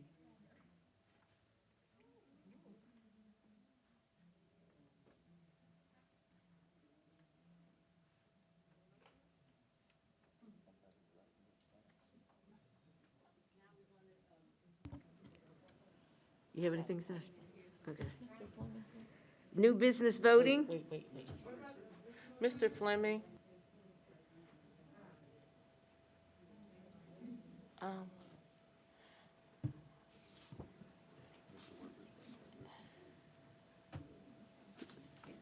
Mr. Fleming, please state your name and address, please. Thank you. 3 Chris minutes. Fleming, 207 Paul Cross Avenue. I just have some observations so far in this school year with the quality of education that my kids are receiving or lack thereof. Whatever happened to homework? My kids have yet to bring home homework this year.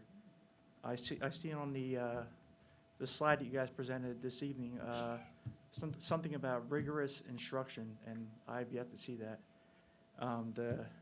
What I've seen in I have a son in 7th grade, I have a daughter in 4th grade. What I've seen in my daughter's work is stuff that I did when I was in 1st grade.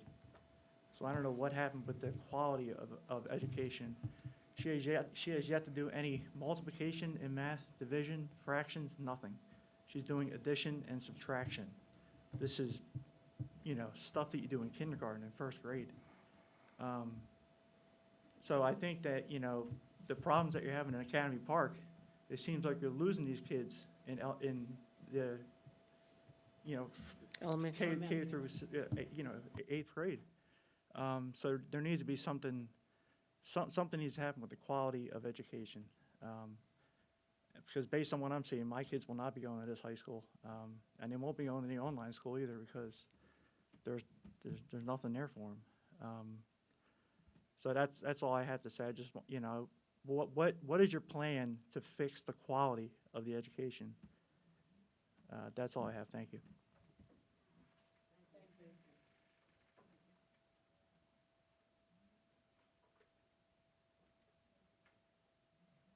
Deshaun Bing?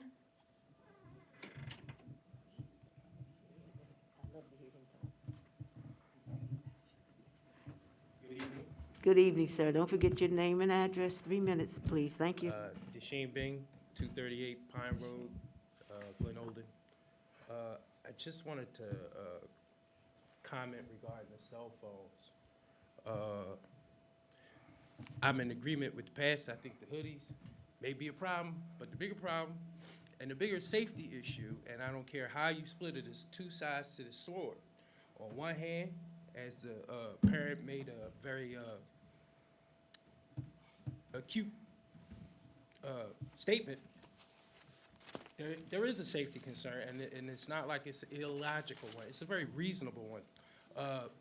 I was one of those parents that when that child was, I don't remember if it was TikTok, one of them little things. I don't know. I'm not on social media like that. But I do recall seeing that this child had I guess it was a BB gun. But let me tell you something. When you're online and your kids are in that school, all you see is a gun, and all kind of things go through your mind. So I'm glad of the police response and all of that. That's all swell and good. But we need to also take into consideration a bigger issue that's at hand. We have these children who are actually carrying beefs over from these different boroughs. So you may have kids that go to AP and they beefing with somebody who lives in Lansdowne or somebody who lives in Darby or someone who lives in Colwyn. And these things spill over into the schools. I think that if we could solve those issues, it would help to alleviate some of these other problems. But those cell phones in the classroom, I'm sorry, that got to go. And as far as I'm concerned, even under the federal rules of evidence, notice is Rule 902. Notice is knowledge. You have knowledge that you're not supposed to be operating like that within the handbook. And when the teacher tells you a second time, I don't know what's going on with parents acting like they scared of their own children. This is foolishness. And you wonder why staff is leaving. Ask yourselves, when you're on your 9 to 5, are you there to be disrespected all day? You there to be disrespected by someone who can't even take care of themselves? Teachers don't put up with all of this. It's a lot to deal with as it is. And, my children ain't perfect. But we're not dealing with disrespect. And the bottom line is, it does take away from the atmosphere, and it's not fair to those students who are there to get an education. We're not there to be on TikTok and all this other nonsense. We're not there to be ordering DoorDash and all this other nonsense. The primary purpose is the education, and anything that's short of that is taking away from that education. Now, yeah, that does create a safety issue as well. These kids got these cell phones. Y'all know like I know. Y'all got TVs like I got TVs. You see these flash mobs and all of that. How are these kids doing it? Cell phones. It's an issue. And that issue, they already received notice as far as I'm concerned. I don't think that it's unreasonable that those funds are confiscated and returned to them. I don't care if the teacher takes them at the beginning of the class, or in the alternative, because I really don't think it should be on the teacher. We need the appropriate amount of staff that it takes in order to alleviate some of this dread that these people already have on them. That's my time, I'm out. Thank you. Okay. Thank you, everyone, for your response. Now we're going to do the voting on new business. Oh, I'm sorry, now we're going to vote on the motion that was put on the floor by Ms. Witsett.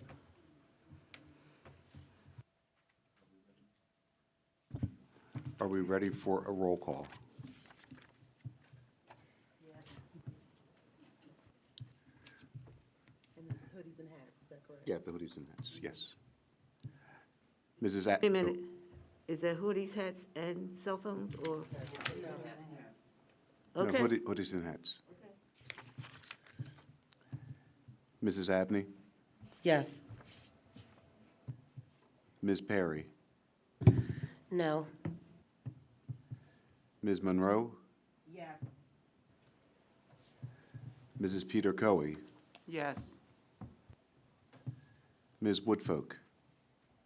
Absolutely, yes. Mrs. Washington? Yes. Mr. Fowler? Yes. Ms. Crawley? Yes. Ms. Harris Johnson? Yes. Motion passes. Thank you.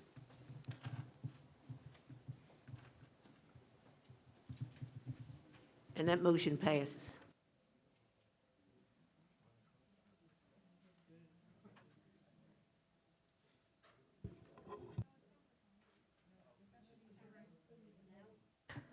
New business voting. Mr.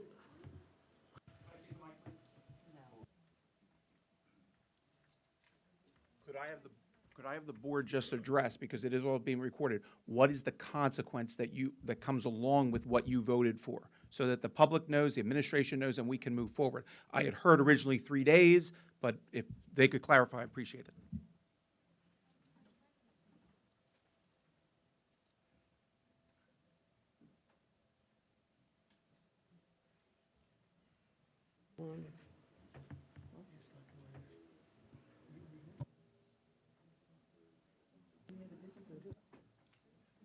Dr. Ryan, what does the discipline policy, he's the chair of the discipline policy.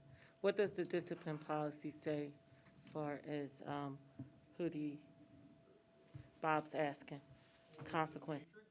That we developed over the summer. Let me go grab it, I'll be right back. I just don't want to misquote it.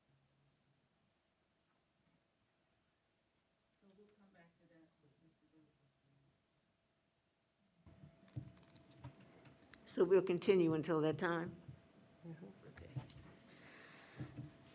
Okay. Do I have a motion to approve education, items 1 through 11? So moved. Second. All in favor? Aye. Any opposed? Motion carries. Do I have a motion to approve finances 1 and 2? So moved. Second. All in favor? Aye. Any opposed? Motion carries. Do I have a motion to approve human resource items 1 through 20? So moved. Second. All in favor? Aye. Any opposed? Motion carries.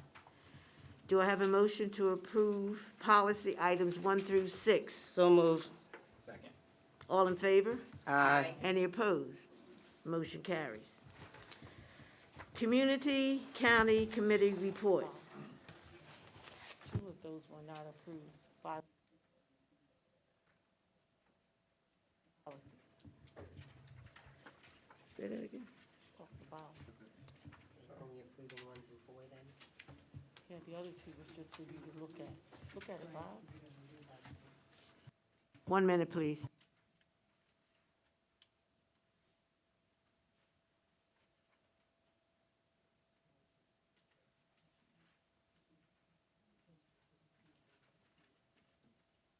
Oh, sorry, my mistake. Do I have a motion to approve policy 1 through 4? So moved. All in favor? Aye. Any opposed? Motion carries. County Community Committee reports. Ms. Woodfolk, do you have a report on the Delaware Community College? Yes, I do. Turn your mic on, please.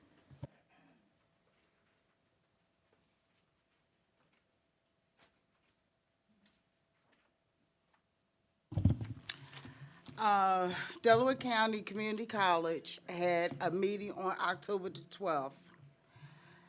All the high school seniors, students can earn college credits while still in high school. They can graduate with a semester credit under their belts. After graduating from Delaware County Community College, they have a new enhanced to transfer agreement with Westchester University. Students would be eligible to receive guaranteed admission, guaranteed housing, a renewable scholarship success coaching at Westchester University. Delaware County Community College will be present at the college fair at Academy Park High School on November the 17th. I just want to say that community college has so many programs for our students. And I am going to put this information out to all of our seniors as much as I can. Delaware County will have more than 2 meetings a year. We are all agreed to have at least 6 meetings so we can push our students to go to school, go to trade school, because they even have a program if you don't want to be in school for 2 years to get a social's degree. They have a program where you get a certificate. So just to push them to do something with their lives, I am going to try my best to do whatever I can for our students. That is the completion. Oh, and I'm sorry, and it's $65 a credit. Ms. Woodfolk, I have a question. Oh. So is the cost to the student or is it cost to the district? It's a cost to the district. Okay. And then secondly, do they have to be in senior year or can they be in sophomore year? Senior. Thank you. So for all the teachers and the principal, I would like to push all the information I can to our students, like I said, so they can have the opportunity to do something positive with their lives. And I'm going to do the best I can to push as much information to our students. Thank you. That's the completion of my report. Ms. Woodfolk, is there some sort of literature or something that the college has, a pamphlet that gives all that information that we can get for the high school? Yes, ma'am, they do. They gave me literatures, but they did not give me enough. So on November the 17th, they will have literatures for our students.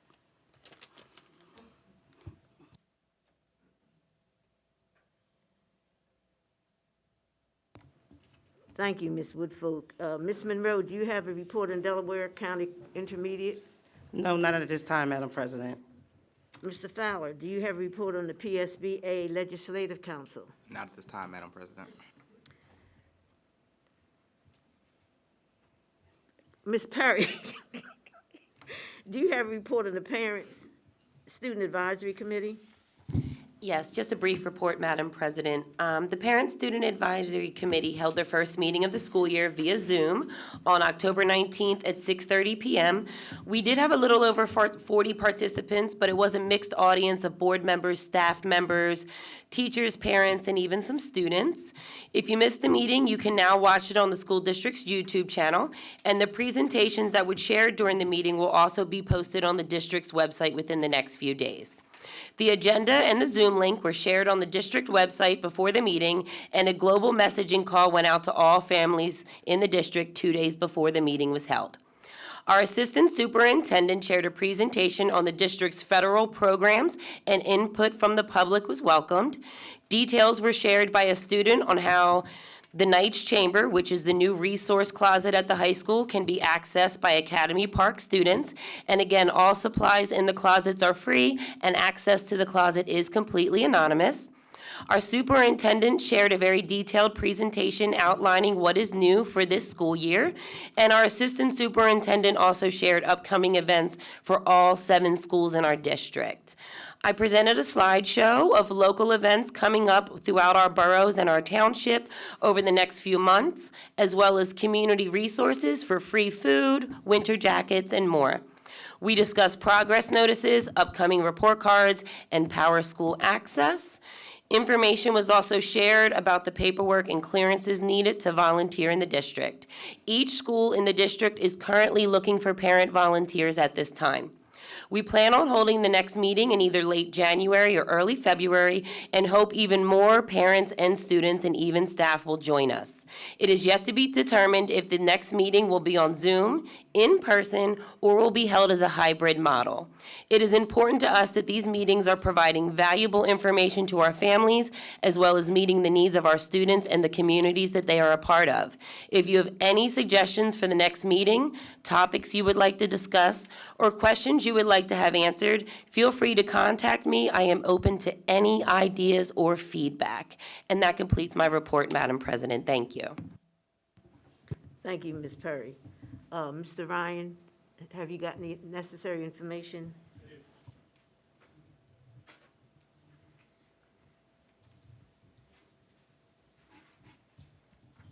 Good evening.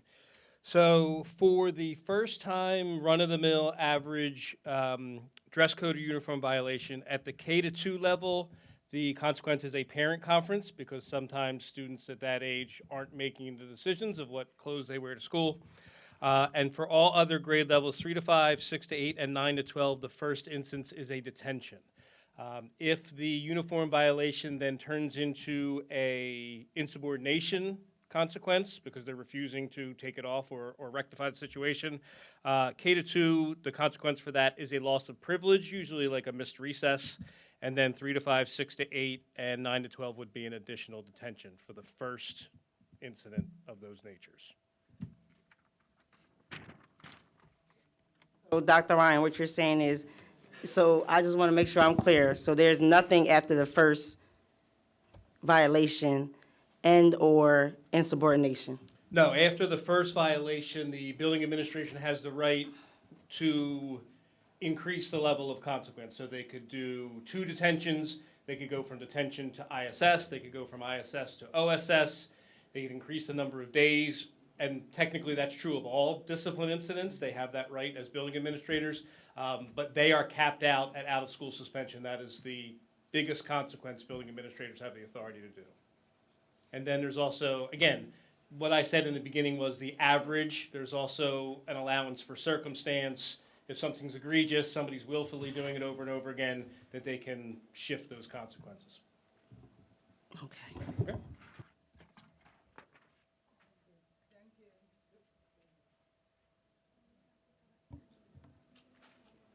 Mr. Diorio, do you have a solicitor's report? Not this evening, Madam Chairman.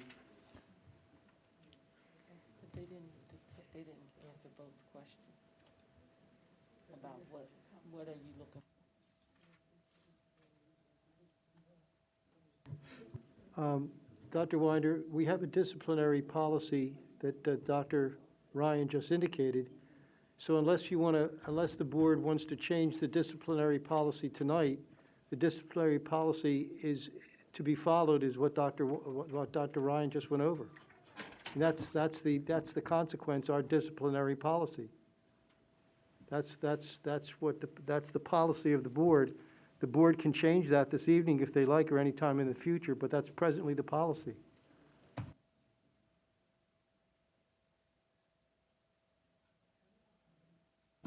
So my concern would still be the support for the teachers. So if the students could have already received this disciplinary action for refusing to take their hood off, how are we going to support the teachers? Are they able to call someone to their classroom to come and get a student? Or like I asked before, if they dismiss a child and send them to the office, are they communicating that with the office? Because I feel like there's going to be other things that we need to put in place.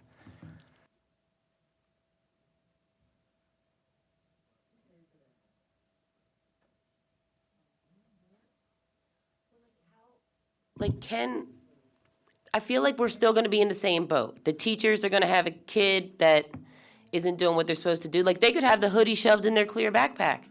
We think it's in their locker, they come in the classroom, they put it on, they refuse to take it off, the teacher sends them to the office. We're kind of right back in the same cycle. So my question is, I guess, can we change the procedure to when there's an issue with because the hallway's different. But in the classroom setting and the teacher needs to be teaching, how can we support those teachers and getting these children that need to be disciplined removed from the classroom without it being completely disruptive?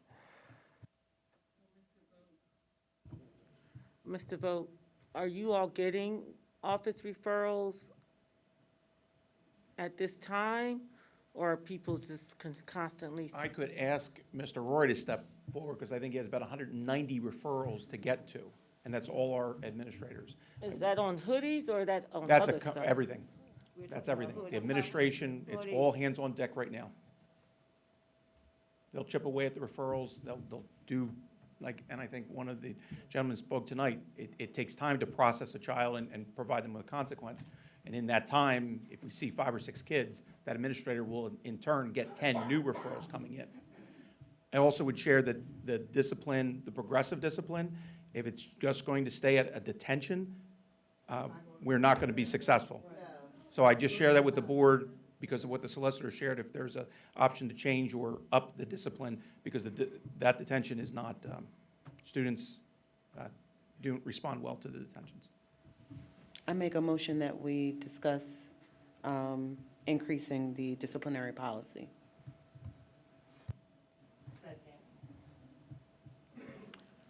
All in favor? Any opposed? Motion carries. So I move that we, before we leave this meeting tonight, set what we think is feasible for all employees in every district to get something in order. So for, like you said, kindergartners, their parents dress them. So it would definitely be a parent having to come or for a parent conference. Once the first step, second step, lose of privilege. At that point, it's a mandatory parent meeting, is my suggestion, at the third level. Wait a minute, I'm sorry. I think it's a parent meeting at the first. Yeah, parent conference from K to 2, right? Yeah, but they're probably just calling somebody on the phone saying, hey, your child came to school, they refused to take off their hoodie. That would be first level. I thought K to 2 was at first step parent conference. When she's saying that might just be a phone call. It might just be a phone call, not a And the parent next- conference. Like it's communication. It's just communication. That is what it is? Yes. Oh. Right, the parent hasn't come physically to the school.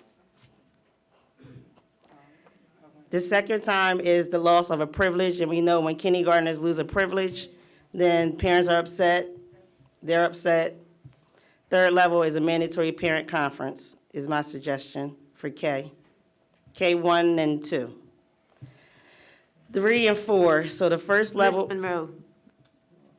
Solicitor would like Yes, something. Ms. Whitsitt, I apologize for interrupting, but I just wanted the board to remind the board that the procedure of this board has always been, when you pass a new policy, there's the first reading. Correct. And then there's a second reading. So if there's going to be a new policy change of our disciplinary policy that just speaks to one particular issue, and it's passed tonight, that would be the first reading. Correct, The second reading would be at the next scheduled meeting. correct. So it wouldn't go into effect tonight, is what I'm saying. Yeah, I know, that's why I sent the email out on Right. October 5th, so Right. that it could be put out there, so parents can voice their opinions. Thank you for letting me say that. Thanks. Thank you, Mr. Diario. These are just suggestions, you don't have to pay me any of mine. The third level, 3 through 12, detention first. I think it should be a loss of privilege at the second level.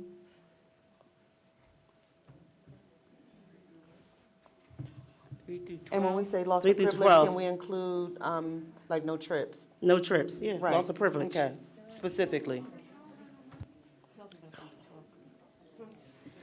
And then Miss the Witset, what grades are you talking about there, please? 3 through 12, Through 12? yes. Loss of privilege. That's kind of steep.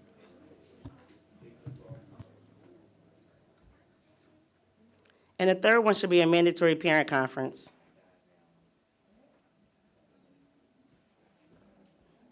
That is just my suggestions. Can I ask you, for parent K to 12, what is the third one? Mandatory parent conference.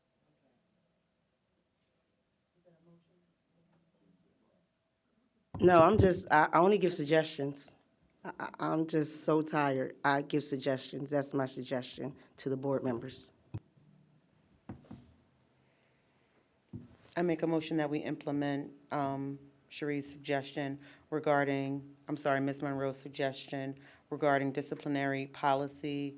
I'm in agreement with the kindergarten through second grade and the third grade through 12th grade.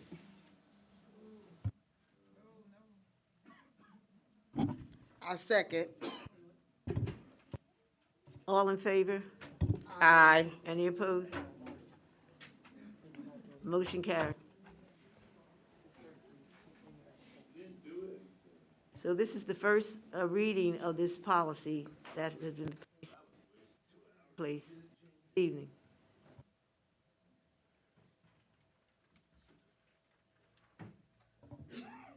Is there an administrative update? Not at Dr. this Ryan? time. No, not at this time. Okay. I'm sorry. Are there any public comments regarding non-agenda items?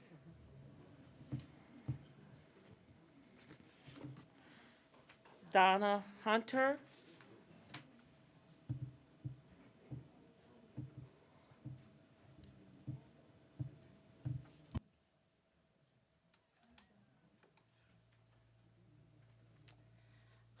Donna Hunter, 1026 Coast Street, Sharon Hill. This is my first time attending a board meeting, and my concern are school taxes. I have been living in Sharon Hill now, going on 19 years in 2023, and my school taxes have gone up every year. I am now retired and living off of Social Security. In 2021, my taxes went up over $300. In 2022, they went up over $435. At this rate, I'll be taxed out of my home. So I'm asking what can be done for seniors for tax relief. And being at this meeting is so disheartening to hear that so much of our money is being spent on unruly students.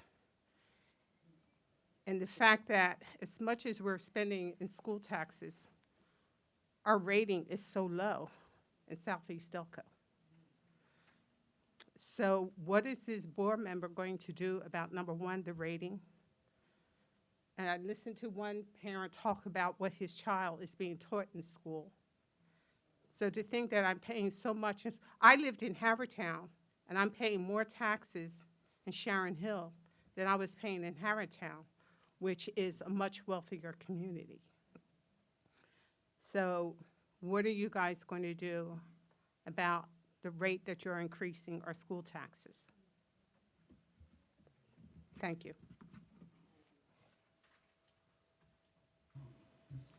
Carolyn M. Garrett.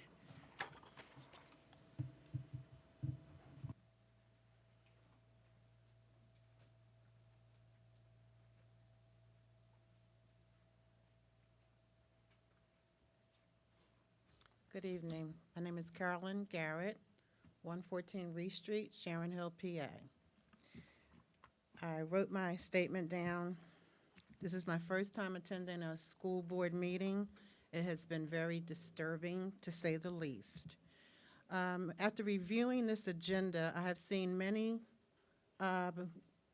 sections of monies that are going to sending people to conferences, and you're going to New Orleans and Florida, and that's fine if it's supposed to be to help educate a teacher or a person of a higher learning. But some of this money needs to be allotted to help the situation of, just like Donna just said, I am retired. I've lived in Sharon Hill for 17 years. I am now paying taxes higher than some much higher areas where the homes are bigger, the salaries are higher. $3,500 in school taxes is ridiculous, especially with the statements of what is happening in the school. Parents are not controlling their children. I'm old school.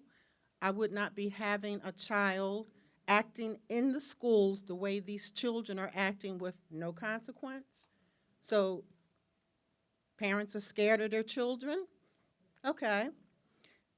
I am saying that what I am paying in school taxes, I have never had a child, or my grandson does not go to these schools. I should not have to be paying this kind of money to hear the foolishness that has been discussed here tonight. Do something legitimate that is going to control the situation. If I'm paying this kind of money for taxes, then hire more people to help control the situation in the school. I understand about the situation that these kids and parents are feeling, especially with the climate that we're dealing with, that you want to be able to contact your child, and your child should be able to contact you. But a child does not need to have their phone out while they're in class. I have a 14-year-old grandson. He knows that he cannot have his hoodie up when he is in class. He knows it because we are not scared of our children.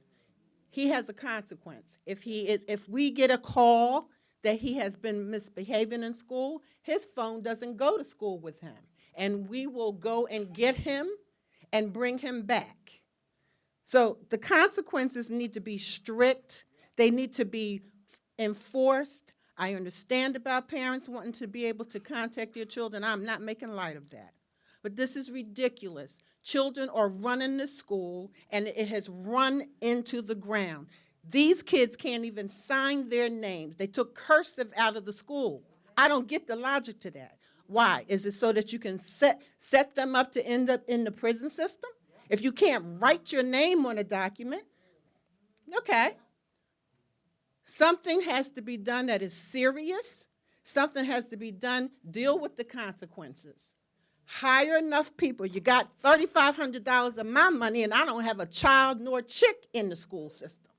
Use the money that you have. Stop sending people to New Orleans and Florida. Resurface that money and make some conscious decisions. Don't let it take 2 months and 3 months. These kids don't have the time for 2 and 3 months. And I am proud of you because you are making a statement that says, stop meeting to meet to meet. Make some conscious decisions. If the parents have issues, tell the parents to come up there and talk to their kids. Tell the parents that if your child can't put their phone away, I don't know about the lock situation, but if their phone cannot be put away, the hoodie can't come off, then, and sending them to a room where nobody is there, that's not the answer. There has to be a serious consequence to these kids. Something serious has to happen. Think about it. I am so disgusted with this meeting tonight.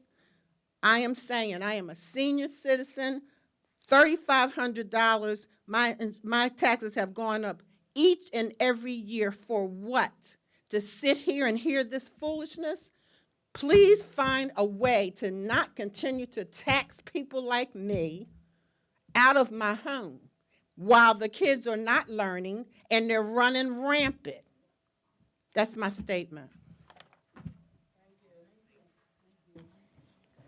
Michelle Giangelo?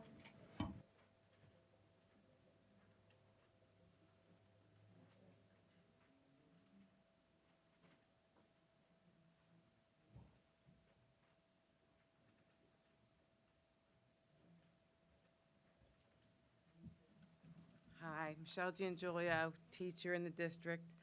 I came to the meeting, the special meeting you had, and I voiced some opinions then, and I told you some situations that were going on at Knight Academy as far as our staffing and the issues we were having.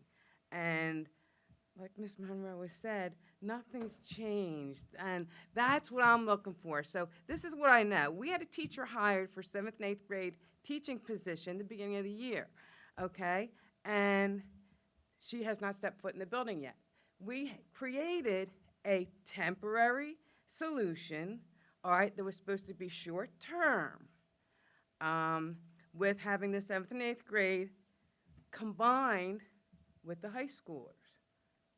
Not what we wanted, not the way it's supposed to be. And now, I just feel like they've gotten a little comfortable. And it's not a situation that we want with 7th and 8th graders, with 12th graders. So we want to know why, all right, the teacher who has been hired is willing, ready, and able to come over and be placed in that position. In fact, she's kicking and screaming. She wants to come. But we're not getting what we need as far as getting that person in that position to solve that problem. All right, so I'm asking that I want to make sure that we don't end up with a situation where there's an issue we can't correct. All right? I want to make sure we correct this issue now and not wait until it's too late. We don't want the 7th and 8th grade on the same time schedule, in the same location with the 12th graders. Is there any way that we can address that situation? That situation was addressed on Tuesday, Okay. and that is all the personnel information we can share here. But your administrator, if he Yes. has not been contacted, should be contacted no later than tomorrow. The situation was addressed in cabinet on Tuesday. So we're going to move forward with some action? He will talk to your administrator. We will not talk Okay, about all right, personnel. all right. Thank you. I'm kind of like on Ms. Monroe's page, like, is there going to be an action? And That's I've answered you all that I'm All gonna right. give you. Okay. Thanks. All right, thank you.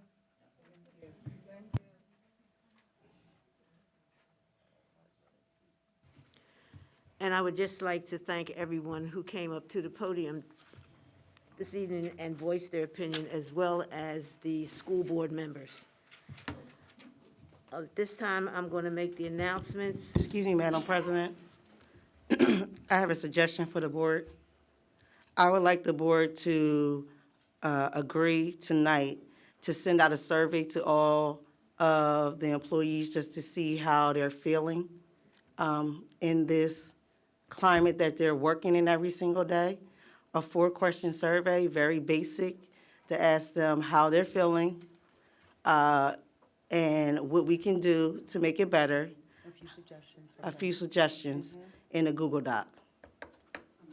Google Form. It's going to be anonymous, yes. I think that's very It's a good idea. proactive, and I think I support that, definitely. Okay, so if I create the Google form, send it out to all the board members tonight, and then if Mr. Kitchens can assist me with sending it out to all the district employees, so they can get it by tomorrow. We'll have, Dr. Winder look at it. Well, she's always on the email when I send it out to Right. y'all. He's IT, he's the one who does with the computers. Dan. Dan Kitchens to support me and send it out.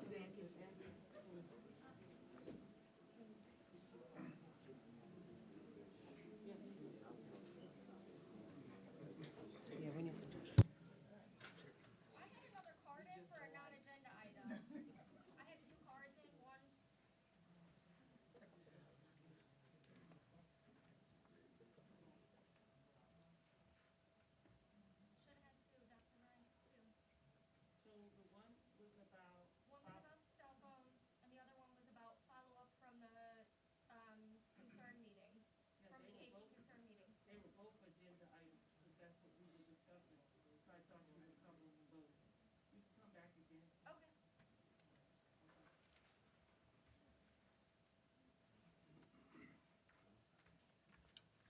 I'm sorry, Francesca Barley, 14 Lafayette Avenue, Collingdale.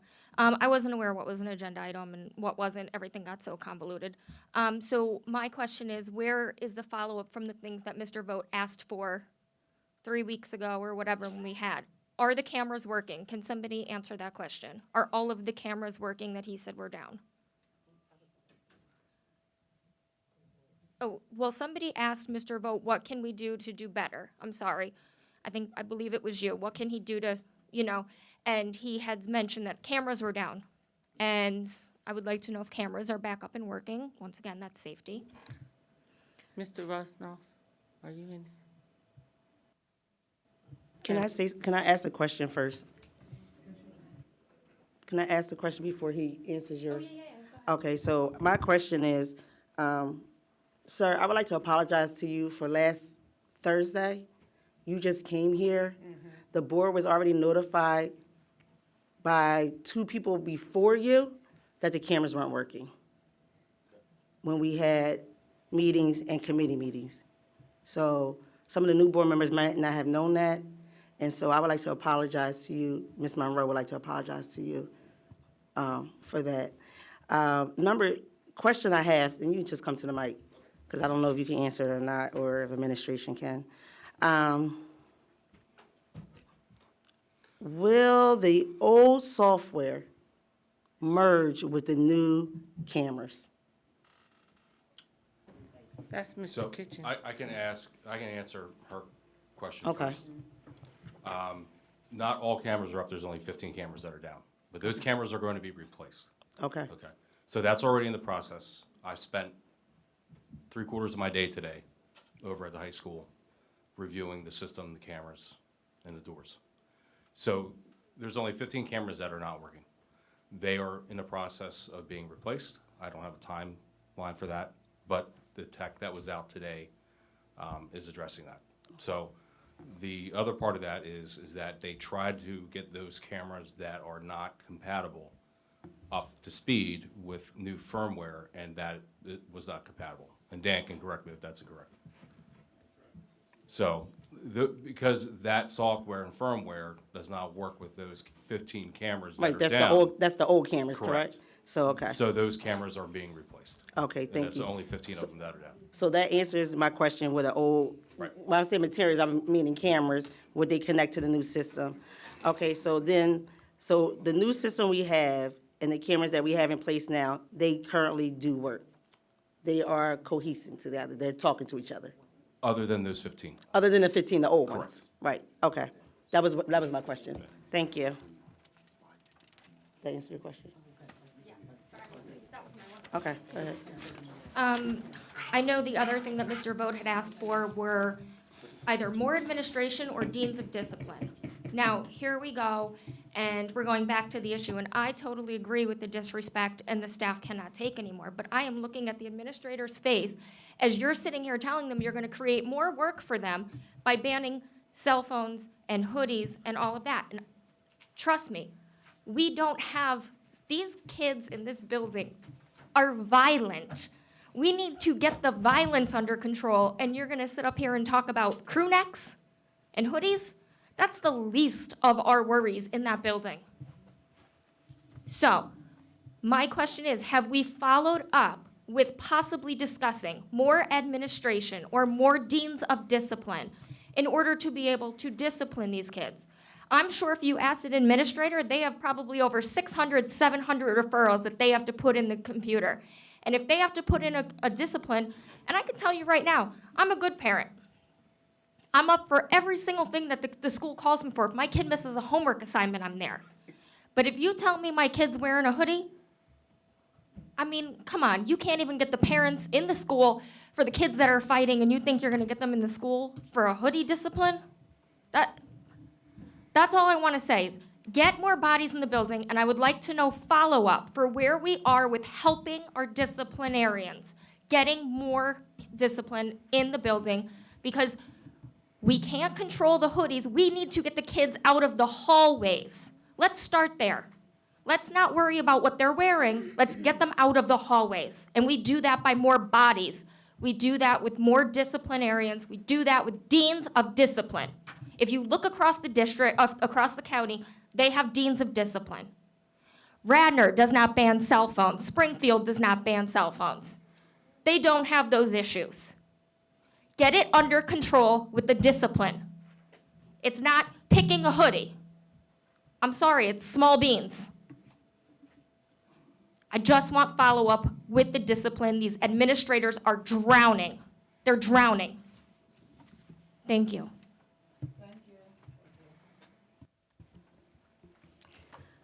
So that was, just one. So my question was the survey for the staff, because people are leaving here in droves, and I feel like that we're about to have a school district without teachers. So that's one issue. I would like a suggestion that we do a survey, send it out to them. It will be totally anonymous, no emails, no names. The board would get the tally of all information, and then you have a conversation about it. So I'm asking the school board members. But we already agreed to that. I agree. Oh, okay, yes, okay. And then the second piece is, from the meeting, we definitely need more bodies. And there was an organization that I brought to the special meeting. I was wondering, did any board members research it yet? Yes, I did, and I'm in agreement with that. I meant to say something about that, I'm sorry. I meant to say something about that. Yes, I am in agreement with that. We do need serious discipline in Academy Park High School. I don't know whether any other board member did their research, but they are pretty good. And I hope that we can hire them or get them to come to our school to train our security. Well, it wasn't to train the security. It was to get parents involved and to hire people within each municipality or community in Southeast Delco, so Right. that they're being invested Right. in their child's education. So Right. these will be individuals who will be trained by the program, and the people from the community with their clearances will be in there supporting the discipline in each building. Right, that's what I said, they could be, our employees could be trained, and bottom line is, we need more people. That's the And bottom line. That's the bottom line. And I want to thank Mr. Just to be Baxter clear, we're for talking about spending- safe corridors, right? Yes. Yes, ma'am. I just wanted to say, we approved the budget to just mention hiring climate coordinators. I'm not sure if that parent is aware. Yes, but the climate coordinators are supposed to be restorative, not disciplinarians. So they can't dole out discipline.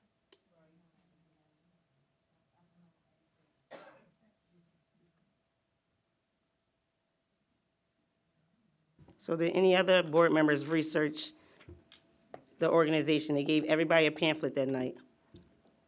I did for sure, and I also spoke to Mr. Mink as well. Thank you, Ms. Perry. I also did mine.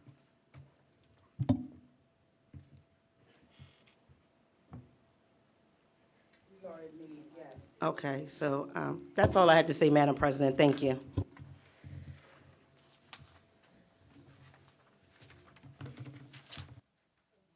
The last thing on this agenda is announcements for the next meeting. The committee of the whole meeting will be Thursday, November the 10th, 6 p.m. Board business meeting will be Thursday, November 17th, 7 p.m. Please let me finish before you speak. Do I have a motion to adjourn? So moved. Second. All in favor? Any opposed? Meeting is adjourned. Thank you, everyone.